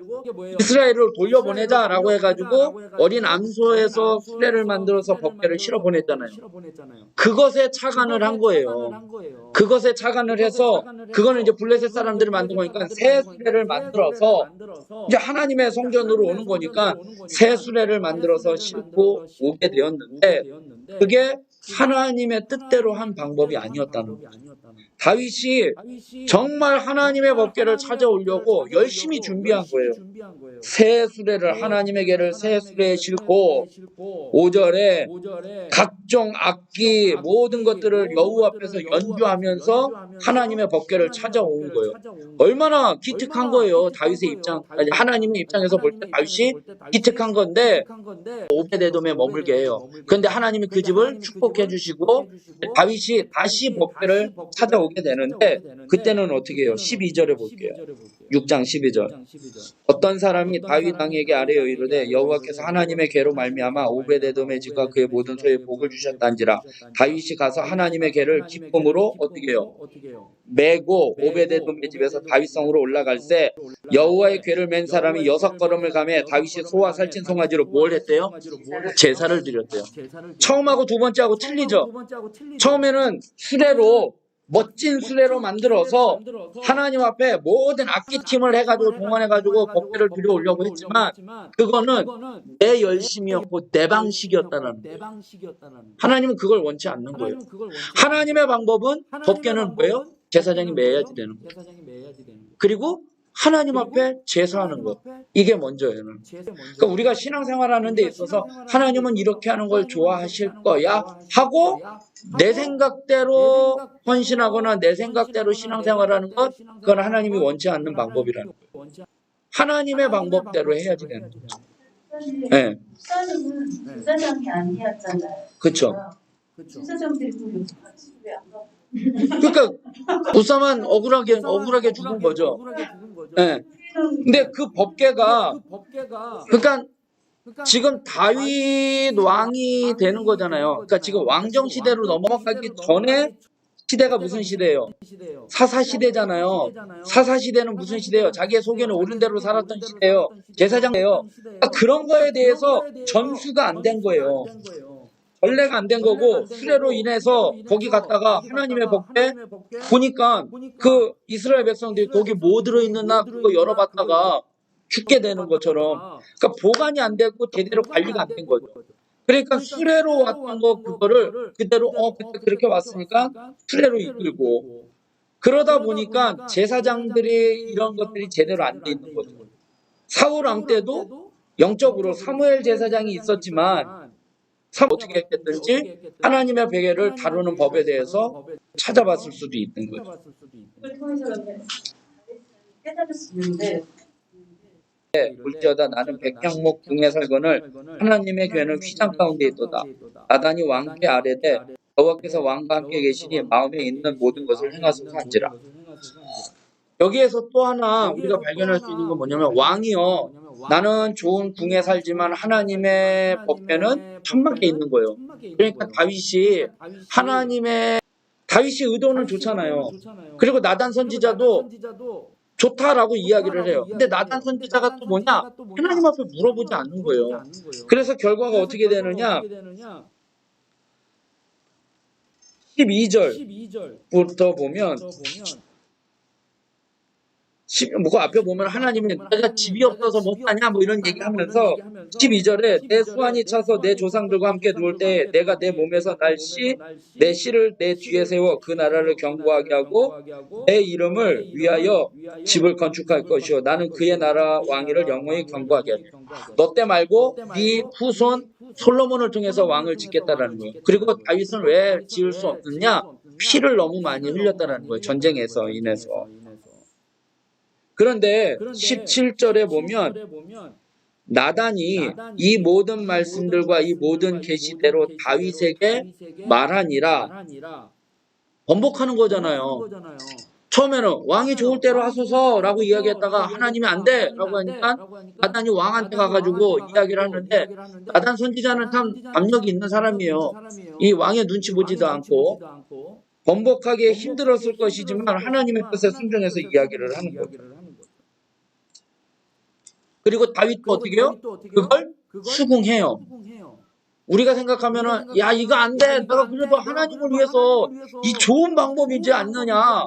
그렇게 하면서 자기의 생각을 고집을 그래도 내가 왕인데 사울 왕처럼 너 뭔데 하고선 할 수도 있지만 왕의 지금 이제 왕권이 이제 강화되어 가는 가운데 있으니까. 근데 다윗은 그러지 않았다는 거예요. 하나님의 뜻에 수긍하고 자신은 그 성전을 짓기 위해서 모든 것을 다 준비하는 사람이 되었다는 거예요. 그 다음에 다윗 왕에게 있어서 하나의 이제 안 좋은 점이 하나 있죠. 그게 뭐냐면 다윗은 만사가 형통해서 날로 확장이 되어 갔지만 수도도 이제 옮겨서 나라가 잘 됐지만 사무엘 하 11장에 넘어가서 이제 그의 대조를 이루어요. 이제 사무엘 이후에는 이스라엘이 외적들에게 빼앗은 영토가 다시 빼앗기기 시작하고 자기 아들들의 반역으로 도망자의 신세가 되고 아들은 자신의 아버지 그러니까 다윗의 후궁들을 욕보이기도 하고 가족 사이에 죽이고 하는 그런 거를 보게 되는데 그런 근거가 된 이유가 뭐냐면 다윗과 밧세바의 사건이라는 거예요. 그런데 이 다윗이 이제 밧세바를 아내로 취하잖아요. 그게 이제 11장의 내용이에요. 11장의 내용인데 11장 1절에 보면 보세요. 그 해가 돌아와 왕들이 뭐 할 때? 출전할 때가 되매 다윗이 요압과 그에게 있는 그의 부하들과 온 이스라엘 군대를 보내고 그들이 암몬 자손을 멸하고 라파 에어쌌고 다윗은 어디에 있대요? 예루살렘에 그대로 있더라. 왕들이 전쟁에 나갈 때에 전쟁에 나가지 아니했다라는 거예요. 그게 문제고 또 하나 뭐예요? 2절에 보니까 저녁 때에 다윗이 그의 침상에서 뭐 했대요? 언제 일어났다고요? 저녁에 일어났대요. 낮에 뭐 한 거예요? 잔 거예요. 그러니까 다윗이 지금 해이해진 상태라는 거를 알 수 있죠. 저녁에 일어나서 뭐예요? 왕궁 옥상을 거닐다가 그곳에서 보니 한 여인이 목욕을 하는데 심히 아름다워 보이는지라. 전쟁에 나가야 할 왕이 전쟁도 안 나가고 그것도 문제인데 왕이 잠잘 시간 저녁에는 자지 않고 낮에 자고 저녁에 일어나고 있다라는 거죠. 그래서 다윗이 어떻게 해요? 사람을 보내 그 여인을 알아보게 하였다라는 거예요. 그랬더니 그 여자를 데리고 와요. 그런데 여기 보면 우리 안에 밧세바가 아니니까 다윗이 전령을 보내어 그 여자를 자기에게로 데려오게 하고 그 여자가 그 부정함을 깨끗하게 하였으므로 더불어 동침하며 여자가 부정함을 깨끗하게 하였다라는 이 말이 뭐냐면 다윗이 자기를 이제 부르니까 자기가 목욕되게 하고 깨끗하게 하고 나아갔다라는 의미가 아니라 여자에게 있어서 생리가 끝났다라는 거예요. 여자가 생리 기간에는 부정해서 격리되어 있었는데 그 격리되어 있는 그 부정함의 기간이 끝났다라는 거예요. 이해가 되시죠? 그러니까 여인이 다윗이 왕이 나를 불러? 그래서 자기가 목욕제게 하고 나간 게 아니라 자기 몸을 깨끗하게 하고 나간 게 아니라 여자의 부정한 기간이 끝났다라는 거예요. 정결하게 되었다라는 거예요. 자기 몸이 그 깨끗함을 되었다는 거예요. 그리고 그와 더불어 동침함이 당연히 임신이 되는 거죠. 그리고 난 다음에 이것을 알게 되니까 어떻게 해요? 우리아를 불러들이잖아요. 우리아를 불러들여서 어떻게 해서든지 잠자리를 하게 해서 무마시키려고 하는데 우리아가 어떻게 해요? 안 들어가요. 이 우리아가 얼마나 충신인지를 알 수 있다라는 거죠. 그러면서 그거를 어떻게 알 수 있느냐? 14절에 볼게요. 두 번이나 기회를 줬는데 우리아가 안 들어가죠. 그러니까 이제 다윗이 하는 게 뭐냐? 14절에 아침이 되매 다윗이 편지를 써서 우리아의 손에 들려 요압에게 보내니 그 편지에 써서 이르기를 우리가 우리아의 맹렬한 싸움에 앞세워 두고 너희는 뒤로 물러가서 그로 맞아 죽게 하라. 그러니까 전쟁에 있는 지휘관에게 편지를 보내는 거잖아요. 뭐라고 보내는 거예요? 이 우리야 전쟁에 맨 앞에 보내고 너희들은 뒤로 빠져서 재죽게 해 라고 이야기를 하는 거예요. 그런데 그 편지를 누구한테 줘요? 우리아한테 주는 거예요. 그 우리아가 중간에 가다가 펴볼 수 있잖아요. 그런데 그거를 펴보지 않는 사람이라면 얼마나 충신이냐 이거예요. 그잖아요. 다른 사람한테 얘기해가지고 저 사람 죽여 이게 아니라 그 사람한테 그 편지를 보내줬다라면은 그 사람이 가다가 이게 뭐지? 하고 볼 수도 있으면 자기가 살 길을 위해서는 도망갈 수도 있는 거잖아요. 그런데 그 사람 손에 쥐어져서 보낼 정도면 그 사람은 얼마나 충신이냐 이거예요. 그 충신을 죽이게 되는 거죠. 그리고 우리아만 죽은 게 아니라 17절에 보면 부하 중 몇 사람이 엎드려지고 햇사람 우리아도 죽었대요. 그리고 난 다음에 전쟁에 가서 이제 왕한테 그거를 알려줘야 되잖아요. 왕이요, 전쟁에 나가서 죽었습니다. 어떻게 돼서 왜 죽었느냐? 그랬더니 우리들이 너무 앞질러 가가지고 그 사람들이 위에서 해가지고 왜 그런 무모한 짓을 했느냐라고 왕이 꾸짖게 되면 우리아는 죽었습니다. 그 말 한마디 하면 될 거다라고 이야기를 하는 거예요. 다 짜고 하는 거죠. 그러니까 이제 나단이 이 사실을 알고 이제 왕에게 와가지고 비유를 하죠. 부잣집에 사람이 있고 그 집에 또 양이 있는데 부잣집에 자기의 가축들 많은데 자기 손님하기 위해서 저 자식과 같이 키운 그 양을 잡아다가 손님 접대하였습니다. 그러니까 왕이 다윗이 버럭 화내면서 그 사람은 죽여야지 된다라고.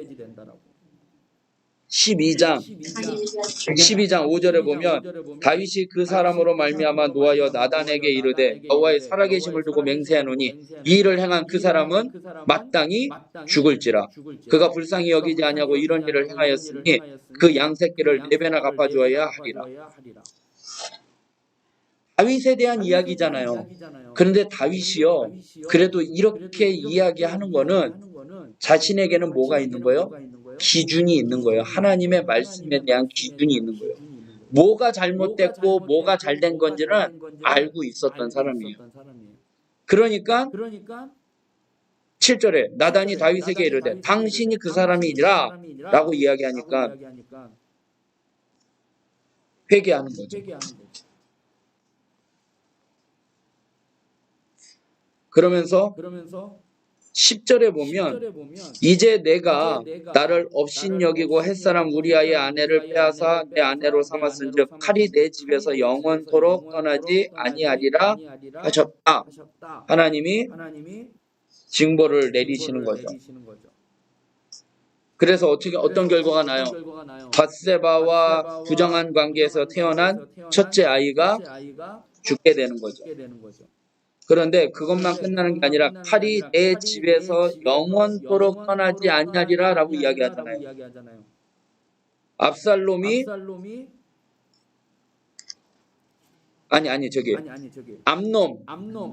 암놈이 다말을 범하게 되죠. 그래서 압살롬이 암놈을 죽이게 되죠. 그 다음에 요압이 압살롬을 죽이죠. 다윗이 죽이지 말라고 하는데 죽여버리죠. 그 다음에 아도니아는 분이아에게 죽임을 당하고 그런 일들이 벌어지게 되는 거예요. 이제 이게 제가 이제 말씀을 이제 준비하다 보니까 다윗은 나단 선지자에게 죄를 지적받고 난 뒤에 눈물로 통회하고 회개함으로써 여전히 하나님의 마음에 맞는 사람임을 입증해 보였어요. 그러나 하나님께서는 죄는 용서받아도 그 죄의 대가는 치러야 한다는 사실을 분명히 보여주고 있는 거예요. 그런데 하나님께서는 언제나 값없이 우리를 용서해주는 은혜를 베풀어 주시지만 그 백성들이 그거를 악용해서 어떻게 해요? 마음대로 죄를 짓고 용서받으면 된다라고 생각을 한다는 거예요. 은혜를 값없이 받았던 것처럼 죄 또한 값없이 용서받을 수 있다라고 생각을 하는 거예요. 이게 마귀가 우리에게 가져다주는 그 마음이라는 거예요. 그런 태도로 신앙생활을 해서는 안 된다. 그럼 예수님이 십자가에서 죽은 의미가 아무 의미가 없는 거죠. 그러니까 그거를 어떻게 이야기하느냐? 내가 만약 은행을 털고 진정으로 회개한다면 하나님께서는 용서해 주신다. 그러나 나는 훔친 돈을 돌려주거나 감옥살이를 함으로써 사회에 진 빚을 갚아야 한다. 내가 만약 일평생 담배를 피우고 나서 폐암에 걸리지 않게 해달라고 기도했다면 그런 기도가 폐암의 위험을 차단해 주는 것은 아니라는 거죠. 나쁜 습관이 질병을 불러오듯 용서받은 죄에도 결과가 따른다는 거예요. 그러니까 용서받는 거는 용서받지만 거기에 대한 대가는 치러야지 되는 거예요. 그래서 그의 첫째 아들이 죽게 되는 거죠. 그러면 하나님은 악의를 품고 우리를 그냥 죄를 억지로 용서해 주는 거냐? 그렇지는 않다는 거죠. 하나님의 징계와 하나님이 싫어하는 것을 혼동해서는 안 된다는 거예요. 이해가 되시죠? 하나님이 싫어하는 것과 하나님의 심판하고는 이게 잘못 오해하면은 하나님은 그냥 삐져서 그렇게 될 수도 있는 거예요. 찌질한 하나님 되는 거예요.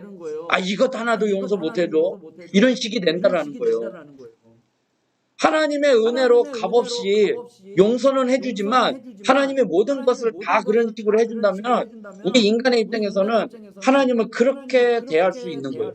아까 우리 이제 공부 시작하기 전에 하나님이 우리의 생각에서 너무나 빗나간다라고 이야기를 했을 때 우리의 생각에 하나님이 들어와 버리면 우리는 하나님을 좌지우지할 거예요.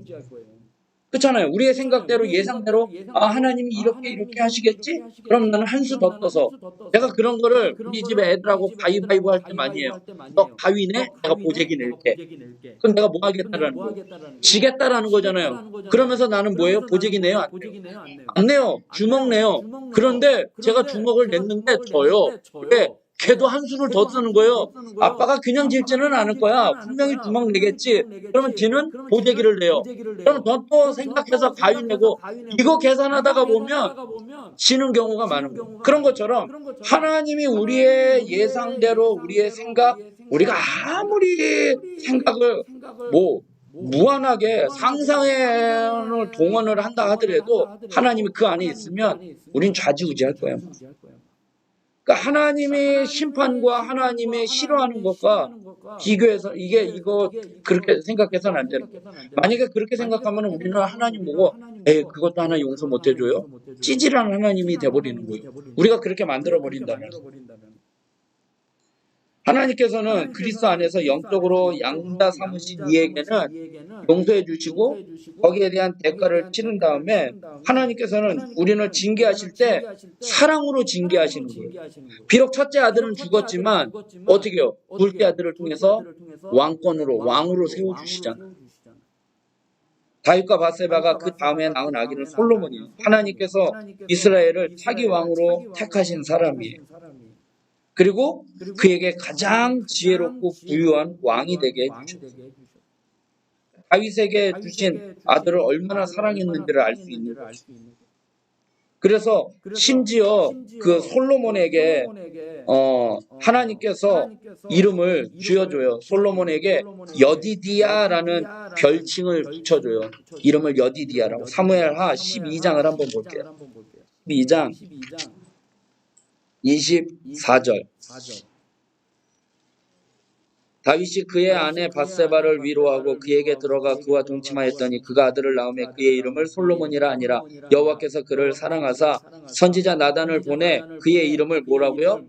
여디디아라 하시니 이는 뜻이 뭐래요? 여호와께서 사랑하셨기 때문이라. 하나님께서 가장 사랑하시는 사람이라는 뜻의 별칭인 여디디아, 솔로몬.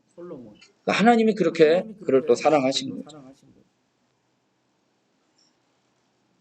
죄는 용서받았지만 죄의 결과 가운데 살고 있던 다윗과 밧세바에게 더 확실한 사랑을 확인시켜 주셨다는 거죠. 여기에 보면 어떻게 보면 이율 배반적인 원칙이 있는 거예요. 상반되는 것처럼 보이는 그것이 있다는 거예요. 네, 하나님은 용서해 주셔요. 그러나 징계는 받게 하신다는 것은 하나님은 공의의 하나님이시라는 거죠. 그리고 또 하나 사랑의 하나님이라는 거죠. 그래서 하나님의 공의와 사랑이 충돌한 사건이 십자가예요. 하나님의 공의로 인간을 심판하셔야지 되는데 심판하자니 백성들을 너무 사랑하니까 심판할 수가 없는 거예요.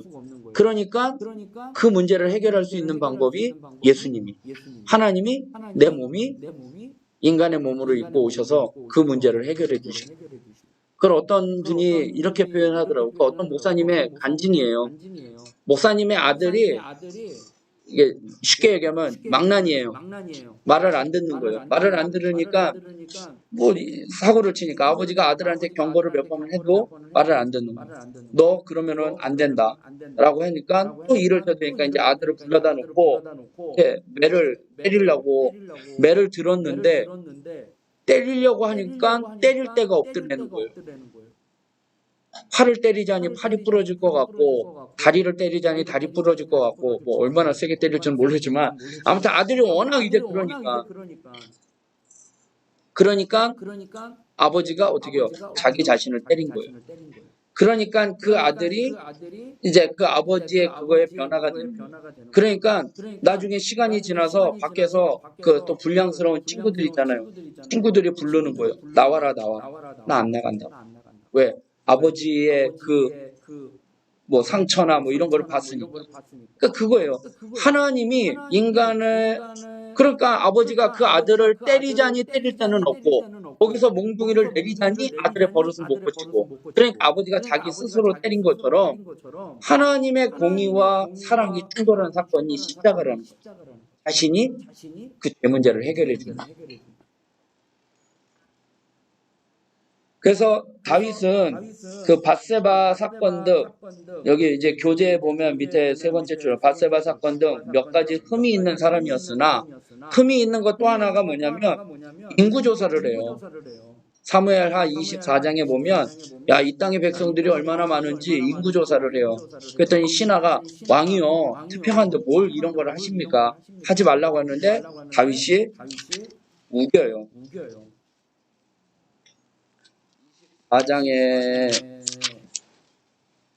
보면 1절에 보면 여호와께서 다시 이스라엘을 향하여 진노하사 그들을 치시려고 다윗을 격동시키사 가서 이스라엘 유다의 인구를 조사하라 하신지라.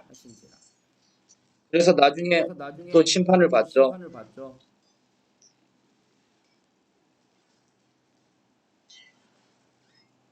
그런데 그는 하나님과 관계를 마지막까지 어떻게 해요? 흐트리지 않고 나아갔던 마음에 합한 사람이었다. 이게 다윗이에요. 자, 솔로몬 왕 같이 읽겠습니다. 전제 군주제를 확립하고 최고의 번영을 누렸으나 자기께에 자기가 빠진 왕. 솔로몬은 평화라는 뜻을 갖고 있어요.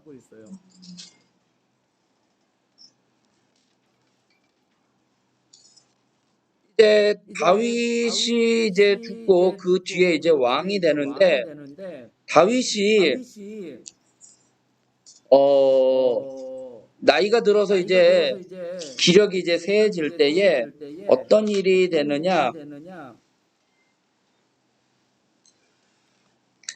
아도니아가 반역을 일으켜요. 이제 6절에 보면 1장 열왕기 상으로 이제 넘어갑니다. 열왕기 상 1장으로 넘어가면 그는 압살롬 다음에 태어난 자예요. 압살롬이 이제 왕이 될 서열이었는데 죽었죠. 아버지한테 반역해가지고. 용모가 심히 준수한지라 그가 그의 아버지가 내게 대하여 어찌 그리하였는고 하고 섭섭하게 한 일이 없었다. 아도니아가 수르야의 아들 요압과 제사장 아비아달과 모의하니 그들을 따르고 도우나 제사장 사독과 여호야다의 아들 분하야가 선지자 나단과 시므이와 레위와 다윗의 용사들은 따르지 아니했다. 그러니까 이 아도니아가 요압이라는 장관과 그 다음에 누구예요? 아비아달이라는 제사장과 모의를 해가지고 자기가 왕이 돼요. 왕을 이제 하는데 솔로몬과 나단 선지자하고 그 사람들을 쏙 뺀 거예요. 그래서 자기 동네에서 이제 왕이 되려고 이제 단체를 벌리고 있는데 그 소식을 알게 되자 다윗왕한테 와가지고 이게 어찌 된 일입니까? 솔로몬을 왕으로 세워주시겠다고 하셨는데 해가지고 이제 솔로몬이 이제 왕이 되는 거예요. 이제 솔로몬이 왕이 되는 이제 그래서 이제 모든 백성들 앞에 이제 왕이 되는 내용인데, 그러면서 2장에 넘어가면 다윗이 이제 죽을 날이 돼서 솔로몬에게 유언을 해요. 다윗이 당부가 있어요. 2장부터 보면 2절부터 보면 너는 대장부가 되라 라고 이야기를 해요. 그러니까 일신상의 안락을 위해서 안락만 그냥 잘 먹고 잘 살기 위한 그런 졸당부의 삶이 아니라 시대적인 사명을 가지고 하나님의 뜻을 품고 살아가는 대장부가 되라 라고 이야기해요. 그 다음에 하나님의 말씀을 지켜 행하라 라고 이야기해요. 그리고 무엇을 하든지 어디로 가든지 하나님 앞에서 행할 것을 이야기를 해요. 그러면서 다윗에게 숙청 작업할 것을 이야기를 해요. 죽여야 할 사람들, 네가 좀 처리할 사람들이 있다라는 거예요. 왜냐? 다윗에게 있어서는 다윗이 처리하지 못한 사건들이 있었어요. 어떤 사람이냐? 아도니아. 다윗이 임종하기 전에 계승의 서열이 앞선 아도니아가 스스로 왕이 되었지만 다윗이 개입해서 솔로몬에게 왕권을 넘겨주었지만 그 왕권 초기에 이 솔로몬이 해야 할 일은 아도니아를 처형을 하는 거예요. 근데 왜 그러느냐? 이 아도니아가 이 밧세바 엄마한테 와가지고, 그러니까 자기 엄마가 아니라 솔로몬 엄마한테 와가지고 솔로몬한테 얘기 좀 해달라. 뭐라고 얘기하느냐? 다윗 왕이 나중에 기력이 약해졌을 때 신하들이 후궁 한 명을 붙여줘요. 젊은 후궁을. 그래서 다윗의 기력을 보충하게 하려고. 그런데 다윗이 그 여인과 동침하지 아니했고 살아간 거죠. 근데 다윗이 죽었잖아요. 그러니까 이 아도니아가 자기가 왕이 될 서열상으로는 자기가 왕이 돼야 되는데 왕권은 빼앗겼으니까 이 밧세바한테 가가지고 그 첩 있잖아요. 왕의 첩을 내 아내로 달라라고 이야기를 해요. 그러니까 밧세바는 알겠다라고 이야기를 하는데 모종의 무슨 거래가 있었는지는 모르지만 아무튼 알겠다라고 했는데 솔로몬이 그거를 거부하죠. 왜요? 자신의 선왕의 후궁을 한다는 거 왕권을 가져가겠다라는 그런 의미가 있는 거잖아요. 그래서 아도니아를 처형을 해요. 그 다음에 아비아달도 추방을 해요. 이 구테타 모의에 가담한 아도니아 처형, 두 번째는 아비아달 추방. 구테타 모의에 가담한 제사장이죠. 아비아달을 추방을 해요. 그 다음에 또 같이 했던 사람이 누구예요? 요압이죠. 이 요압 장군을 처형을 해요.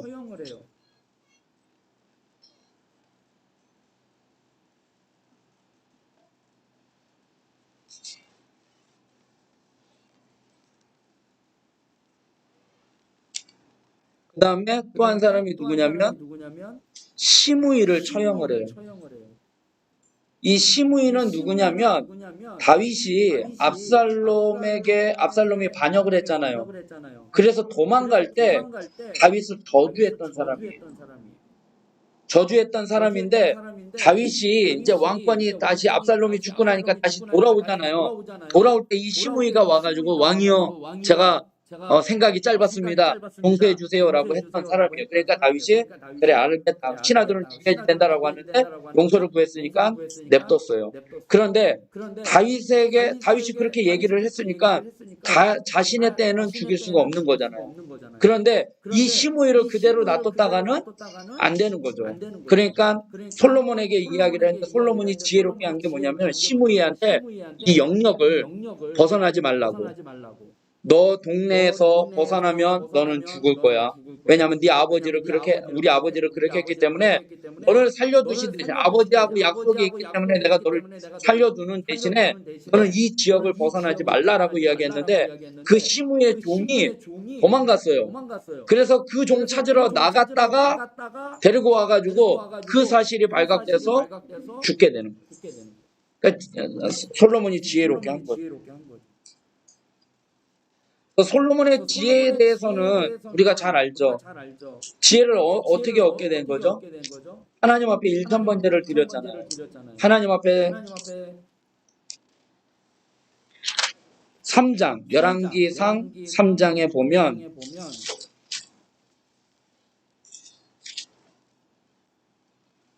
4절에 보면 이에 왕이 제사하러 기브온으로 가니 거기는 산당이 큼이라 솔로몬이 그 제단에서 1,000번제를 드렸더니 그러면서 이제 하나님이 뭘 내가 너에게 주기를 원하느냐라고 이야기하니까 9절에 누가 주의 이 많은 백성을 재판할 수 있사오리까 듣는 마음을 종에게 주사 주의 백성을 재판하여 선악을 분별하게 하소서. 그랬더니 하나님의 마음에 들었대요. 그래서 자기를 위하여 장수하기를 구하지도 아니했고 부도 구하지 아니하고 원수의 생명을 멸하기도 구하지 아니하고 듣고 분별하는 지혜를 구하여서 하나님이 그것을 다 줬다라는 거죠. 꼭 은독기, 해독기 그거하고 똑같은 내용인 것처럼 듣는 마음을 달라라는 거죠. 지혜로운 마음. 그래서 그 지혜가 어느 정도였는지 잘 알잖아요. 그 악의를 판결하는. 그래서 그 악의를 판결할 때 뭘 갖고 오라고 하죠? 이제 아기가 두 여인이 있었는데 아기가 하나가 죽었어요. 두 엄마가 둘 다 자기 아들이라고 하니까 그 판결을 못하니까 솔로몬 왕이 뭘 갖고 오라고요? 칼을 갖고 오라고 하죠. 그래서 쪼개라고 하잖아요. 그 칼은 말씀이에요. 하나님의 말씀은 좌우의 날선 검과 같다라고 이야기하잖아요. 우리의 뭐 관절 골수 찔러 쪼개기까지 하면 그러니까 말씀이에요. 그래서 지혜로운 왕이었는데 솔로몬이 고대 근동의 왕으로서 훌륭한 고대 그 당시에 훌륭한 왕의 기준은 뭐냐면 첫 번째는 뭐냐면 책이에요. 얼마나 많은 책을 썼느냐 왕이. 그런데 솔로몬은 뭘 썼어요? 잠언. 잠언이 3,000개고 노래가 1,500가지. 그 다음에 동식물 백과사전도 썼대요. 그러니까 왕의 기준이 그거예요. 책을 썼다는 거. 그 다음에 또 하나가 뭐냐면 건축물. 성전을 지었잖아요. 성전이 3번 지어져요. 이 솔로몬이 지은 성전이 지어졌는데 무너졌고, 그 다음에 수룹바벨이라는 사람이 돌아와서 포로를 갔다 돌아와서 지은 성전이 있고, 그 다음에 헤롯 왕이 이제 유다 사람들한테, 이스라엘 사람들한테 안심을 얻기 위해서 성전을 지어요. 그 3가지 성전 중에 제일 화려했던 게 솔로몬이 지은 성전이에요. 성전을 짓는데 7년이나 걸려요. 자기 집 왕궁을 짓는 데는 13년이나 걸리더라고요. 네. 그리고 여러 가지 국구성을 지었죠. 그 다음에 또 하나는 뭐냐? 말을 많이 갖고 있어요. 말이라는 게 이 말이 아니고 타는 말이에요. 외양간이 4만 개고 병거가 1,400개요. 그러니까 말이 많았어요. 그 다음에 세금을 많이 걷는 사람이 훌륭한 왕의 기준이에요. 1년에 금 666달란트를. 어느 정도냐면 2만 킬로그램이래요. 금. 1년에 걷는 금이 2만 킬로그램. 그 다음에 또 고대 근동 훌륭한 왕의 기준은 뭐냐? 부인이 많아야지 된다. 그래서 후비가 700, 빈장이 300, 1000명에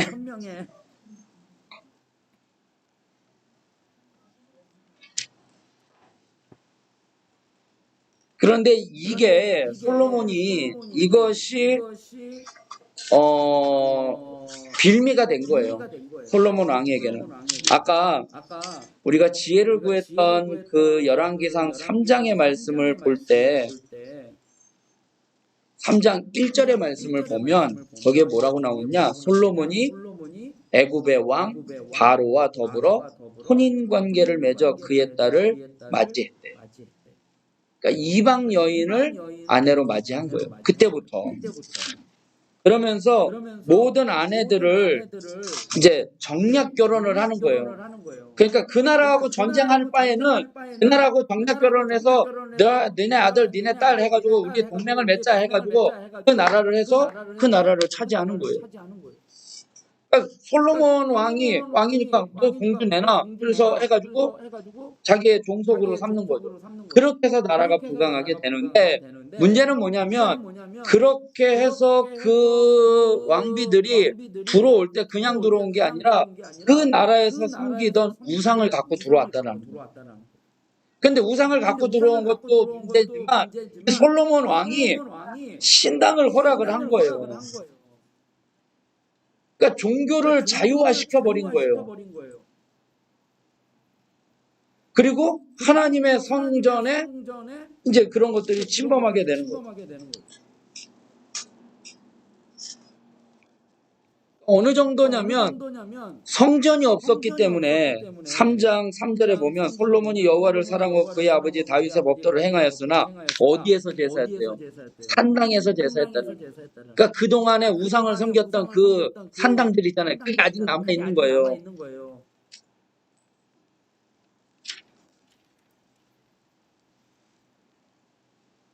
그래서 아버지의 뜻을 받들어 성전을 지었는데 명실공히 이스라엘의 영적인 중심지가 되죠. 법궤가 있는 성전을 되는데. 그러나 이제 그의 소문을 듣고 열왕기상 10장에 보면 누가 찾아오냐면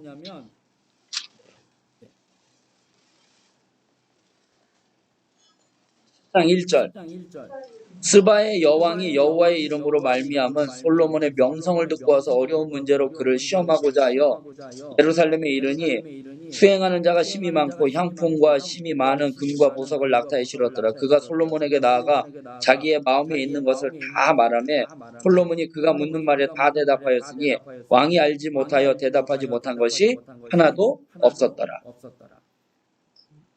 그러면서 이제 막 뭘 다 이제 왕이 진짜 대단하구나라고 하면서 그 스바 여왕이 이걸 다 줘요. 어딘 시바 여왕이라고 해가지고. 근데 이제 13절에 보면 뭐라고 나오느냐? 솔로몬 왕이 왕의 규례대로 스바의 여왕에게 물건을 준 것 외에 또 뭐라고요? 그의 소원대로 구하는 것을 주니 이에 그가 그의 신하들과 함께 본국으로 돌아갔더라. 스바의 왕이 누구라고요? 스바의 왕이 누구예요? 여자잖아요. 여왕인데, 그러니까 그 나라의 왕이잖아요. 왕인데 솔로몬한테 와가지고 스바의 여왕에게 물건을 준 것 외에 또 뭐라고요? 소원대로 구하는 것을 줬대요. 그게 정확하지는 않은데 이 학설의 뭐 여러 가지 학설 가운데 하나가 뭐냐면 솔로몬의 시를 줬다라는 얘기가 있어요. 무슨 말인지 알죠? 영화 그거를 봅니다. 네. 그러니까 그가 구했던 거. 그러니까 솔로몬은 정략 결혼을 많이 한 거예요. 정략 결혼에 대한 이제 그런 것들이 있는 거죠. 그래서 정치적으로는 외국의 공주들과 정략 결혼을 하게 되었는데 그게 올무가 된 거죠. 결국 그 공주들이 가져온 우상을 함께 섬기게 돼서 범죄로 인해서 나라가 분열되는 거예요. 그래서 11장에 보면 11장 1절 솔로몬 왕이 바로의 딸 외에 이방의 많은 여인을 사랑하였으니 곧 모압과 암몬과 에돔과 시돈과 헷 여인이라. 여호와께서 일찍이 여러 백성에게 대하여 이스라엘 자손에게 말씀하시기를 너는 통혼하지 말고 그렇게 하지 말라 그러는데 마음을 돌려서 그들을 사랑했대요. 그리고 4절에 보면 솔로몬의 나이가 많을 때 그 여인들이 그의 마음을 돌려 다른 신들을 따르게 하였으므로 왕의 마음이 그의 아버지 다윗의 마음과 같지 아니하여 그의 하나님 여호와 앞에 온전하지 못하였대. 그리고 6절에 솔로몬이 여호와의 눈앞에서 악을 행했대요. 9절에 솔로몬이 마음을 돌렸대요. 그러면서 9절 후반대로 보니까 두 번이나 그에게 나타나셨는데 10절에 이 일에 대하여 명령하사 다른 신을 따르지 말라 하셨으나 그가 여호와의 명령을 지키지 아니하였다. 그래서 나라가 이제 두 개로 나눠지게 됩니다.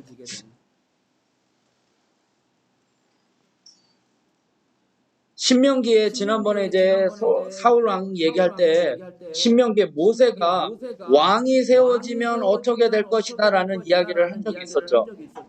왕에는 이렇게 하면 안 된다라고 했던 내용이 뭐냐면은 말을 많이 만들지 말라. 그 다음에 애굽에 있는 것들을 하지 말라라고 이야기했고 아내를 많이 두지 말라라는 이야기도 했었고 그 다음에 은과 금을 많이 모으지 말고 하나님의 말씀을 늘 가까이 두고 그것을 지켜 행하라라고 이야기했는데 솔로몬이 그걸 하지 못했다라는 거예요. 이게 참 성경이 참 재미있게 표현한 게 뭐냐면 아브라함이 애굽으로 내려가서 자기 아내가 그랄에 내려가서 자기가 죽을까봐 자기 아내를 뭐라고 해요? 누이라고 속이죠. 근데 그의 아들이 어떻게 해요? 똑같이 그러죠. 그런데 다윗 왕이 사무엘 하 11장에서 하얀 곡선을 내려요. 11장이 뭐예요? 밧세바 사건이에요. 그런데 그의 아들 솔로몬은 열왕기상 11장에서 하얀 곡선을 그려요. 네. 똑같죠? 그래서 거기 이게 교재에 보면 그 아버지의 그 아들이라고 이제 피는 물보다 진하다 이제 나온 거죠. 말씀을 좀 정리해 볼게요. 사울 왕을 통한 교훈은 뭐냐면 하나님의 쓰임 받는 사람은 외모가 아니에요. 사울 왕은 외모가 뛰어났다고 했죠. 사람들보다 키가 컸고. 근데 그게 아니라 하나님은 순종을 원하시는 거죠. 주님께 순종하는 것은 성공을 취하는 데 있어서 그 어떤 요인보다 더 중요한 게 뭐냐면 하나님의 말씀에 순종하는 거예요. 그리고 사울 왕을 통해서 또 배울 수 있는 건 뭐냐? 자존심, 이기심, 시기, 질투 버려야 한다는 거예요. 그것 때문에 자기 평생 그냥 다윗만 쫓아다니는 사람이 되버립니다. 다윗을 통해서 배울 수 있는 거는 뭐가 있을까? 하나님에 의해서 부름을 받는다는 거예요. 다윗이 기름 부음을 받았지만 그 즉시 바로 어떤 변화가 일어나지는 않았어요. 하나님의 때를 기다려야 한다는 거죠. 그러니까 다윗은 정말 정치적으로나 영적으로나 이 균형을 잘 갖춘 왕이었기 때문에 또 분별력이 있었고 어떻게 처리를 해야 할지를 알잖아요. 덥석 받아들이지도 않고 때를 기다리면서 돌려보내고 그 다음에 또 그를 위하여 애곡하고 뭐 하는 것처럼.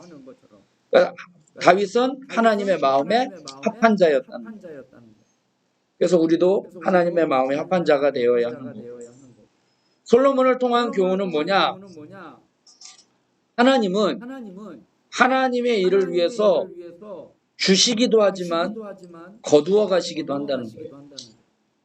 솔로몬에게 지혜와 부와 명예 뭐 이런 걸 다 주셨지만 사울 왕에게도 똑같은 거죠. 하나님이 기름 부어서 왕으로 세웠지만 하나님의 뜻에 합당하지 못하면 거두어 가신다는 거예요.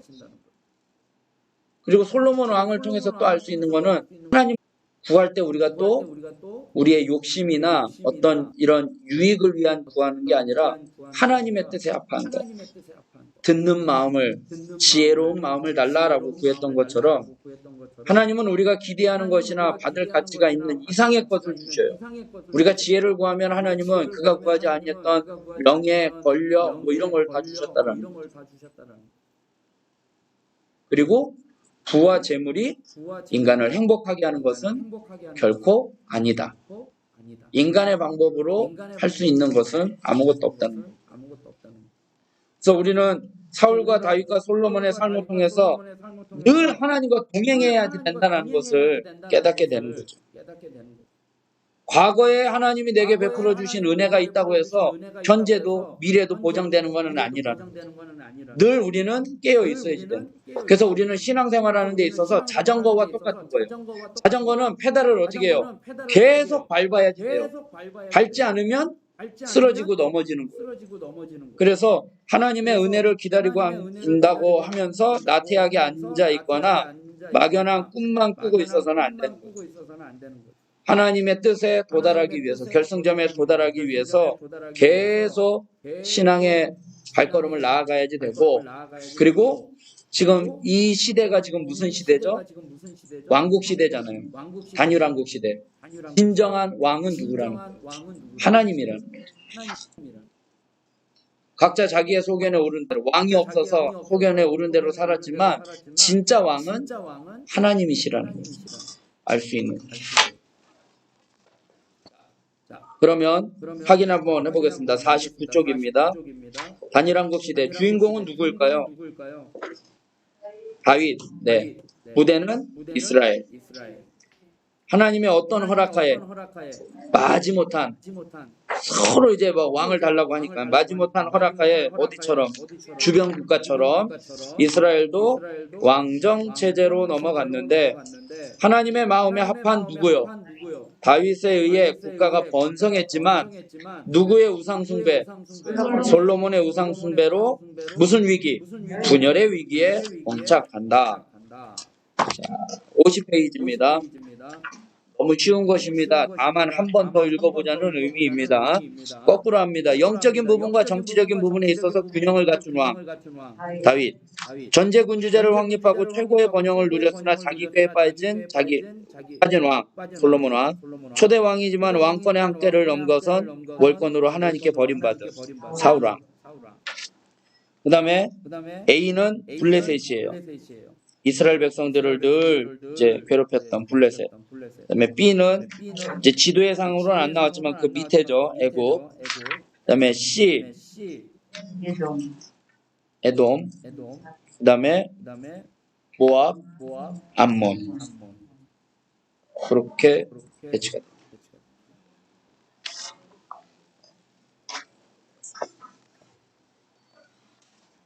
오늘 궁금한 거나 아니면 오늘 깨달은 점 말씀해 주시면.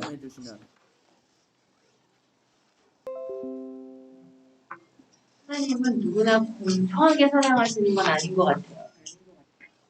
공평하게 사랑하시지는 않는 것 같다고. 왜요? 다윗을 보니까. 이해는 용서했지만 이해가 근데 마찬가지로 다윗이 아들을 이제 그 가정을 통한 아들을 잃었지만 그 둘째 아들을 통해서 그 나라를 세우셨지만 어쨌든 간에 그 다윗에게는 평생의 고통일 수 있겠죠. 아들을 잃었으니까 평생의 고통일 수 있겠지만은 어쨌든 간에 제가 봤을 때는 그게 좀 계속 의문에 남는 거예요. 왜 다른 사람들을 이렇게 처하시면서까지 다윗을 끝까지 살리셨을까라는. 그거는 다윗과의 약속이에요. 그래서 이게 지금 다윗과의 약속이 이제 지금 나라가 두 개로 분열되잖아요. 분열되는데 북이스라엘과 남유다. 그래서 다음 주일날 이제 보실 텐데 북이스라엘은 줄기차게 멸망의 길로 가는데 남유다는 다윗의 왕의 뜻을 따라서 가는 사람들은 의로운 왕은 또 하나님이 세우시고 왜냐하면 다윗과의 약속을 지키기 위해서 그 씨의 후손 왜냐하면 다윗을 통해서 예수님이 태어나잖아요. 그래서 다윗과의 언약을 통해서 그 남유다는 이제 제목에도 나오지만 북이스라엘은 줄기차게 멸망의 길로 가고 남유다는 갈팡질팡한다라고 나와요. 그러니까 다윗의 길을 따랐던 왕도 있고 그렇지 않았던 다윗이 기준이 돼요. 그래서 그러니까 공평하지 않아요. 왜 아들 솔로몬한테 이런 이렇게 다 그런 거 다 누리고 자기는 진짜 한번 묻혔으니 성전을 짓지 못하는 거 그거에 대한 죄감감 드는 거 아닌가요? 그러니까 그 생각이 들었어요. 이때까지 하나님 마음이기는 사랑하는 자는 하나님이 사랑하고 미워하고 했잖아요. 당신이 사랑하고 싶은 자는 사랑하고 미워하고. 그러니까 그거는 오늘 더 이게 하나님의 주권이죠. 그러니까는 하나님의 뜻이야. 그러니까 이게 조금 하다 보니까 그동안에는 읽을 때 이렇게 다윗이 이런 사람이었어, 솔로몬은 이런 사람이었었어. 근데 이제 오늘은 저 보세요. 고대 근동 흘러간 왕의 기준은 누가 세고 이게 하나님의 기준은 아니잖아요. 아니죠. 그 당시에 하나님이 솔로몬이 지혜를 구했을 때 너무 이쁘다고 하셨단 말이에요. 네, 다윗을. 솔로몬을 여디디야. 자기를 위한 것이 아니라는 것에 의해서. 근데 그의 말년은 이렇게 됐잖아요. 근데 또 그 지정이가 완벽했던 다윗 왕이라는 사람이 그 왜 하필이면은 그 밤에 그 여인의 공으로 인해서 또 그 여인 또한 마찬가지로 왜 지조를 지키지 못하면서 남편을 지키는 왕이 뭐라 그랬는데 어떻게 지조를 지키기? 그러니까 아무리 뭐라 하더라도 그게 지정이가 똑바로 아니라면은 얘기를 했었을 때 순간 그렇죠. 깨달을 수도 있었잖아요. 저는 이제 그것도 조금 그게 다 사람이기 때문에 인간이기 때문에. 그러니까 사울 왕은 처음에는 겸손으로 나갔지만 월권을 한 거고 솔로몬도 처음에는 하나님 앞에 지혜를 구했지만 우상 숭배로 하나님을 경히 여겼다라는 거잖아요. 그런데 다윗은 당시에 다윗으로 하여금 인구 조사를 하도록 그의 마음을 격동시켰다라고 이야기를 합니다. 하나님의 뜻인 거예요. 뭐 그러니까 이제 공평하다라는 부분이 우리 입장에서 보면은 불공평한 거예요, 하나님이. 근데 이제 하나님의 입장에서 보면 그 계획이 다 있는 거죠. 그러니까 하나님의 그거를 다 우리가 헤아릴 수가 없는 거예요. 그러면서 이제 우리가 조금이나마 하나님의 뜻을 이해하려고 하고 헤아리려고 하는 게 왜 그랬을까? 거기에서 주어지는 교훈. 아, 다윗은 회개했구나. 솔로몬은 처음에는 잘 나갔지만 끝까지 가지 못했구나. 이런 것들을 통해서 교훈을 우리가 또 찾아볼 수 있는 거죠. 다는 알 수는 없지만 왜 그랬을까?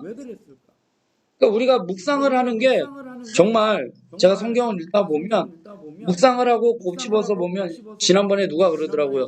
목사님은 어떻게 그런 단어들을 어떻게 그렇게 찾아내요? 라고 이야기를 하는 것처럼 제가 성경을 읽다 보면 계속 읽다 보면 그렇게 하나님의 뜻을 곱씹어 보게 돼요. 전에 한번 말씀드렸잖아요. 불뱀에 물렸을 때 장대에다가 뇌뼈을 달아놓는 거. 왜 그렇게 했을까? 곱씹어서 생각해 보니까 그게 제일 신속한 방법이에요. 그냥 물렸어? 봤어? 끝. 이거잖아요. 그러니까 그거는 성경에 안 나와 있어요. 왜 장대하느냐? 십자가에 달린 예수님을 바라보라 라는 그 예표, 예수님의 십자가를 이제 상징을 하는 의미지만 제가 곱씹어서 생각해 보면 그게 제일 좋은 방법이었구나라는 것을 발견하는 것처럼 우리가 하나님의 그 뜻을 다 알 수는 없지만 어떨 때 보면은 전 가끔가다 그래요. 하나님 정말 장난꾸러기고 개구쟁이고 나는 힘들어서 답답하고 있는데 진짜 제가 우리 딸한테도 그런 것처럼 제가 막 오라고 하면은 막 가가지고 앞에 가가지고 골목에서 숨어 있다가 오면은 왁 하고 나타나는 것처럼 놀래키는 것처럼 그건 아빠의 마음은 뭐예요? 애를 놀래키면서 재밌게 해주려고 하는 거잖아요. 근데 애 입장에서 보면은 간 떨어지는 거예요. 짜증나고 에이씨 하고 막 이러는 거예요. 그런 것처럼 하나님이 저 보면은 하나님 그냥 주실 거면 그냥 일찍 주시지 왜 그렇게 고생시키고 주시느냐. 하나님 참 장난꾸러기 같고 얄밉고 그런 것처럼 보이지만 거기에는 또 다른 하나님의 섭리가 있고 그것을 통해서 우리가 아 이런 거구나. 그때 만약에 그게 바로 주어졌을 때 일어나는 일과 기다렸다가 응답받았을 때 일어나는 일은 엄청난 차이가 있잖아요. 우리가 그런 것들을 경험하잖아요.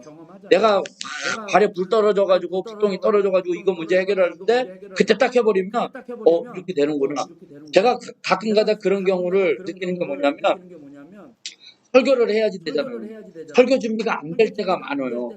그러면 막 급해서 어떻게 할까 인간적인 방법을 쓸 때가 있어요. 그래서 전에 했던 설교가 뭐가 있지? 막 이럴 때가 있어요.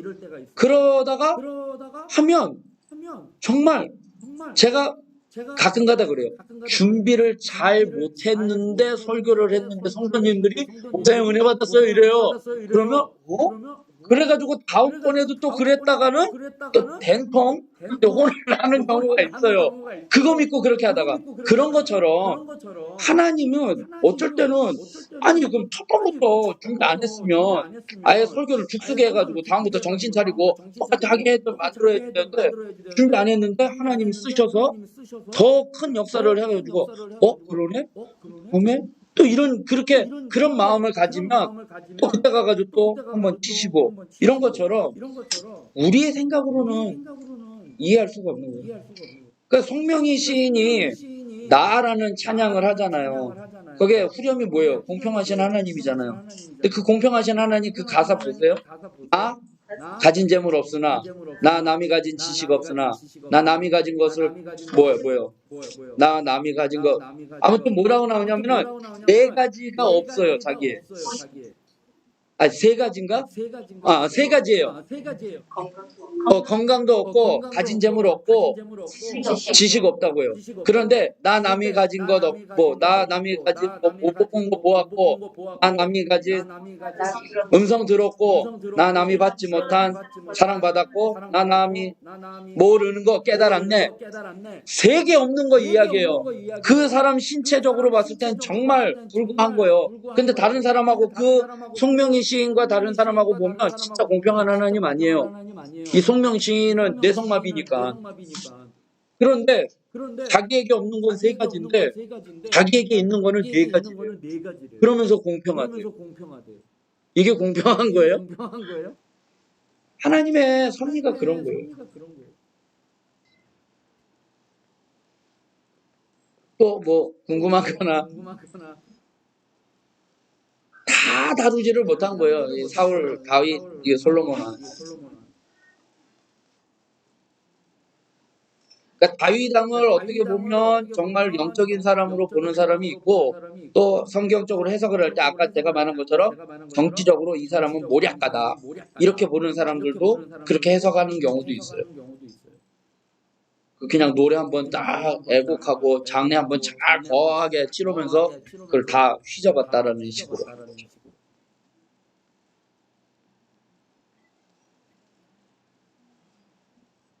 다른 말씀 없으면 또 마치겠습니다.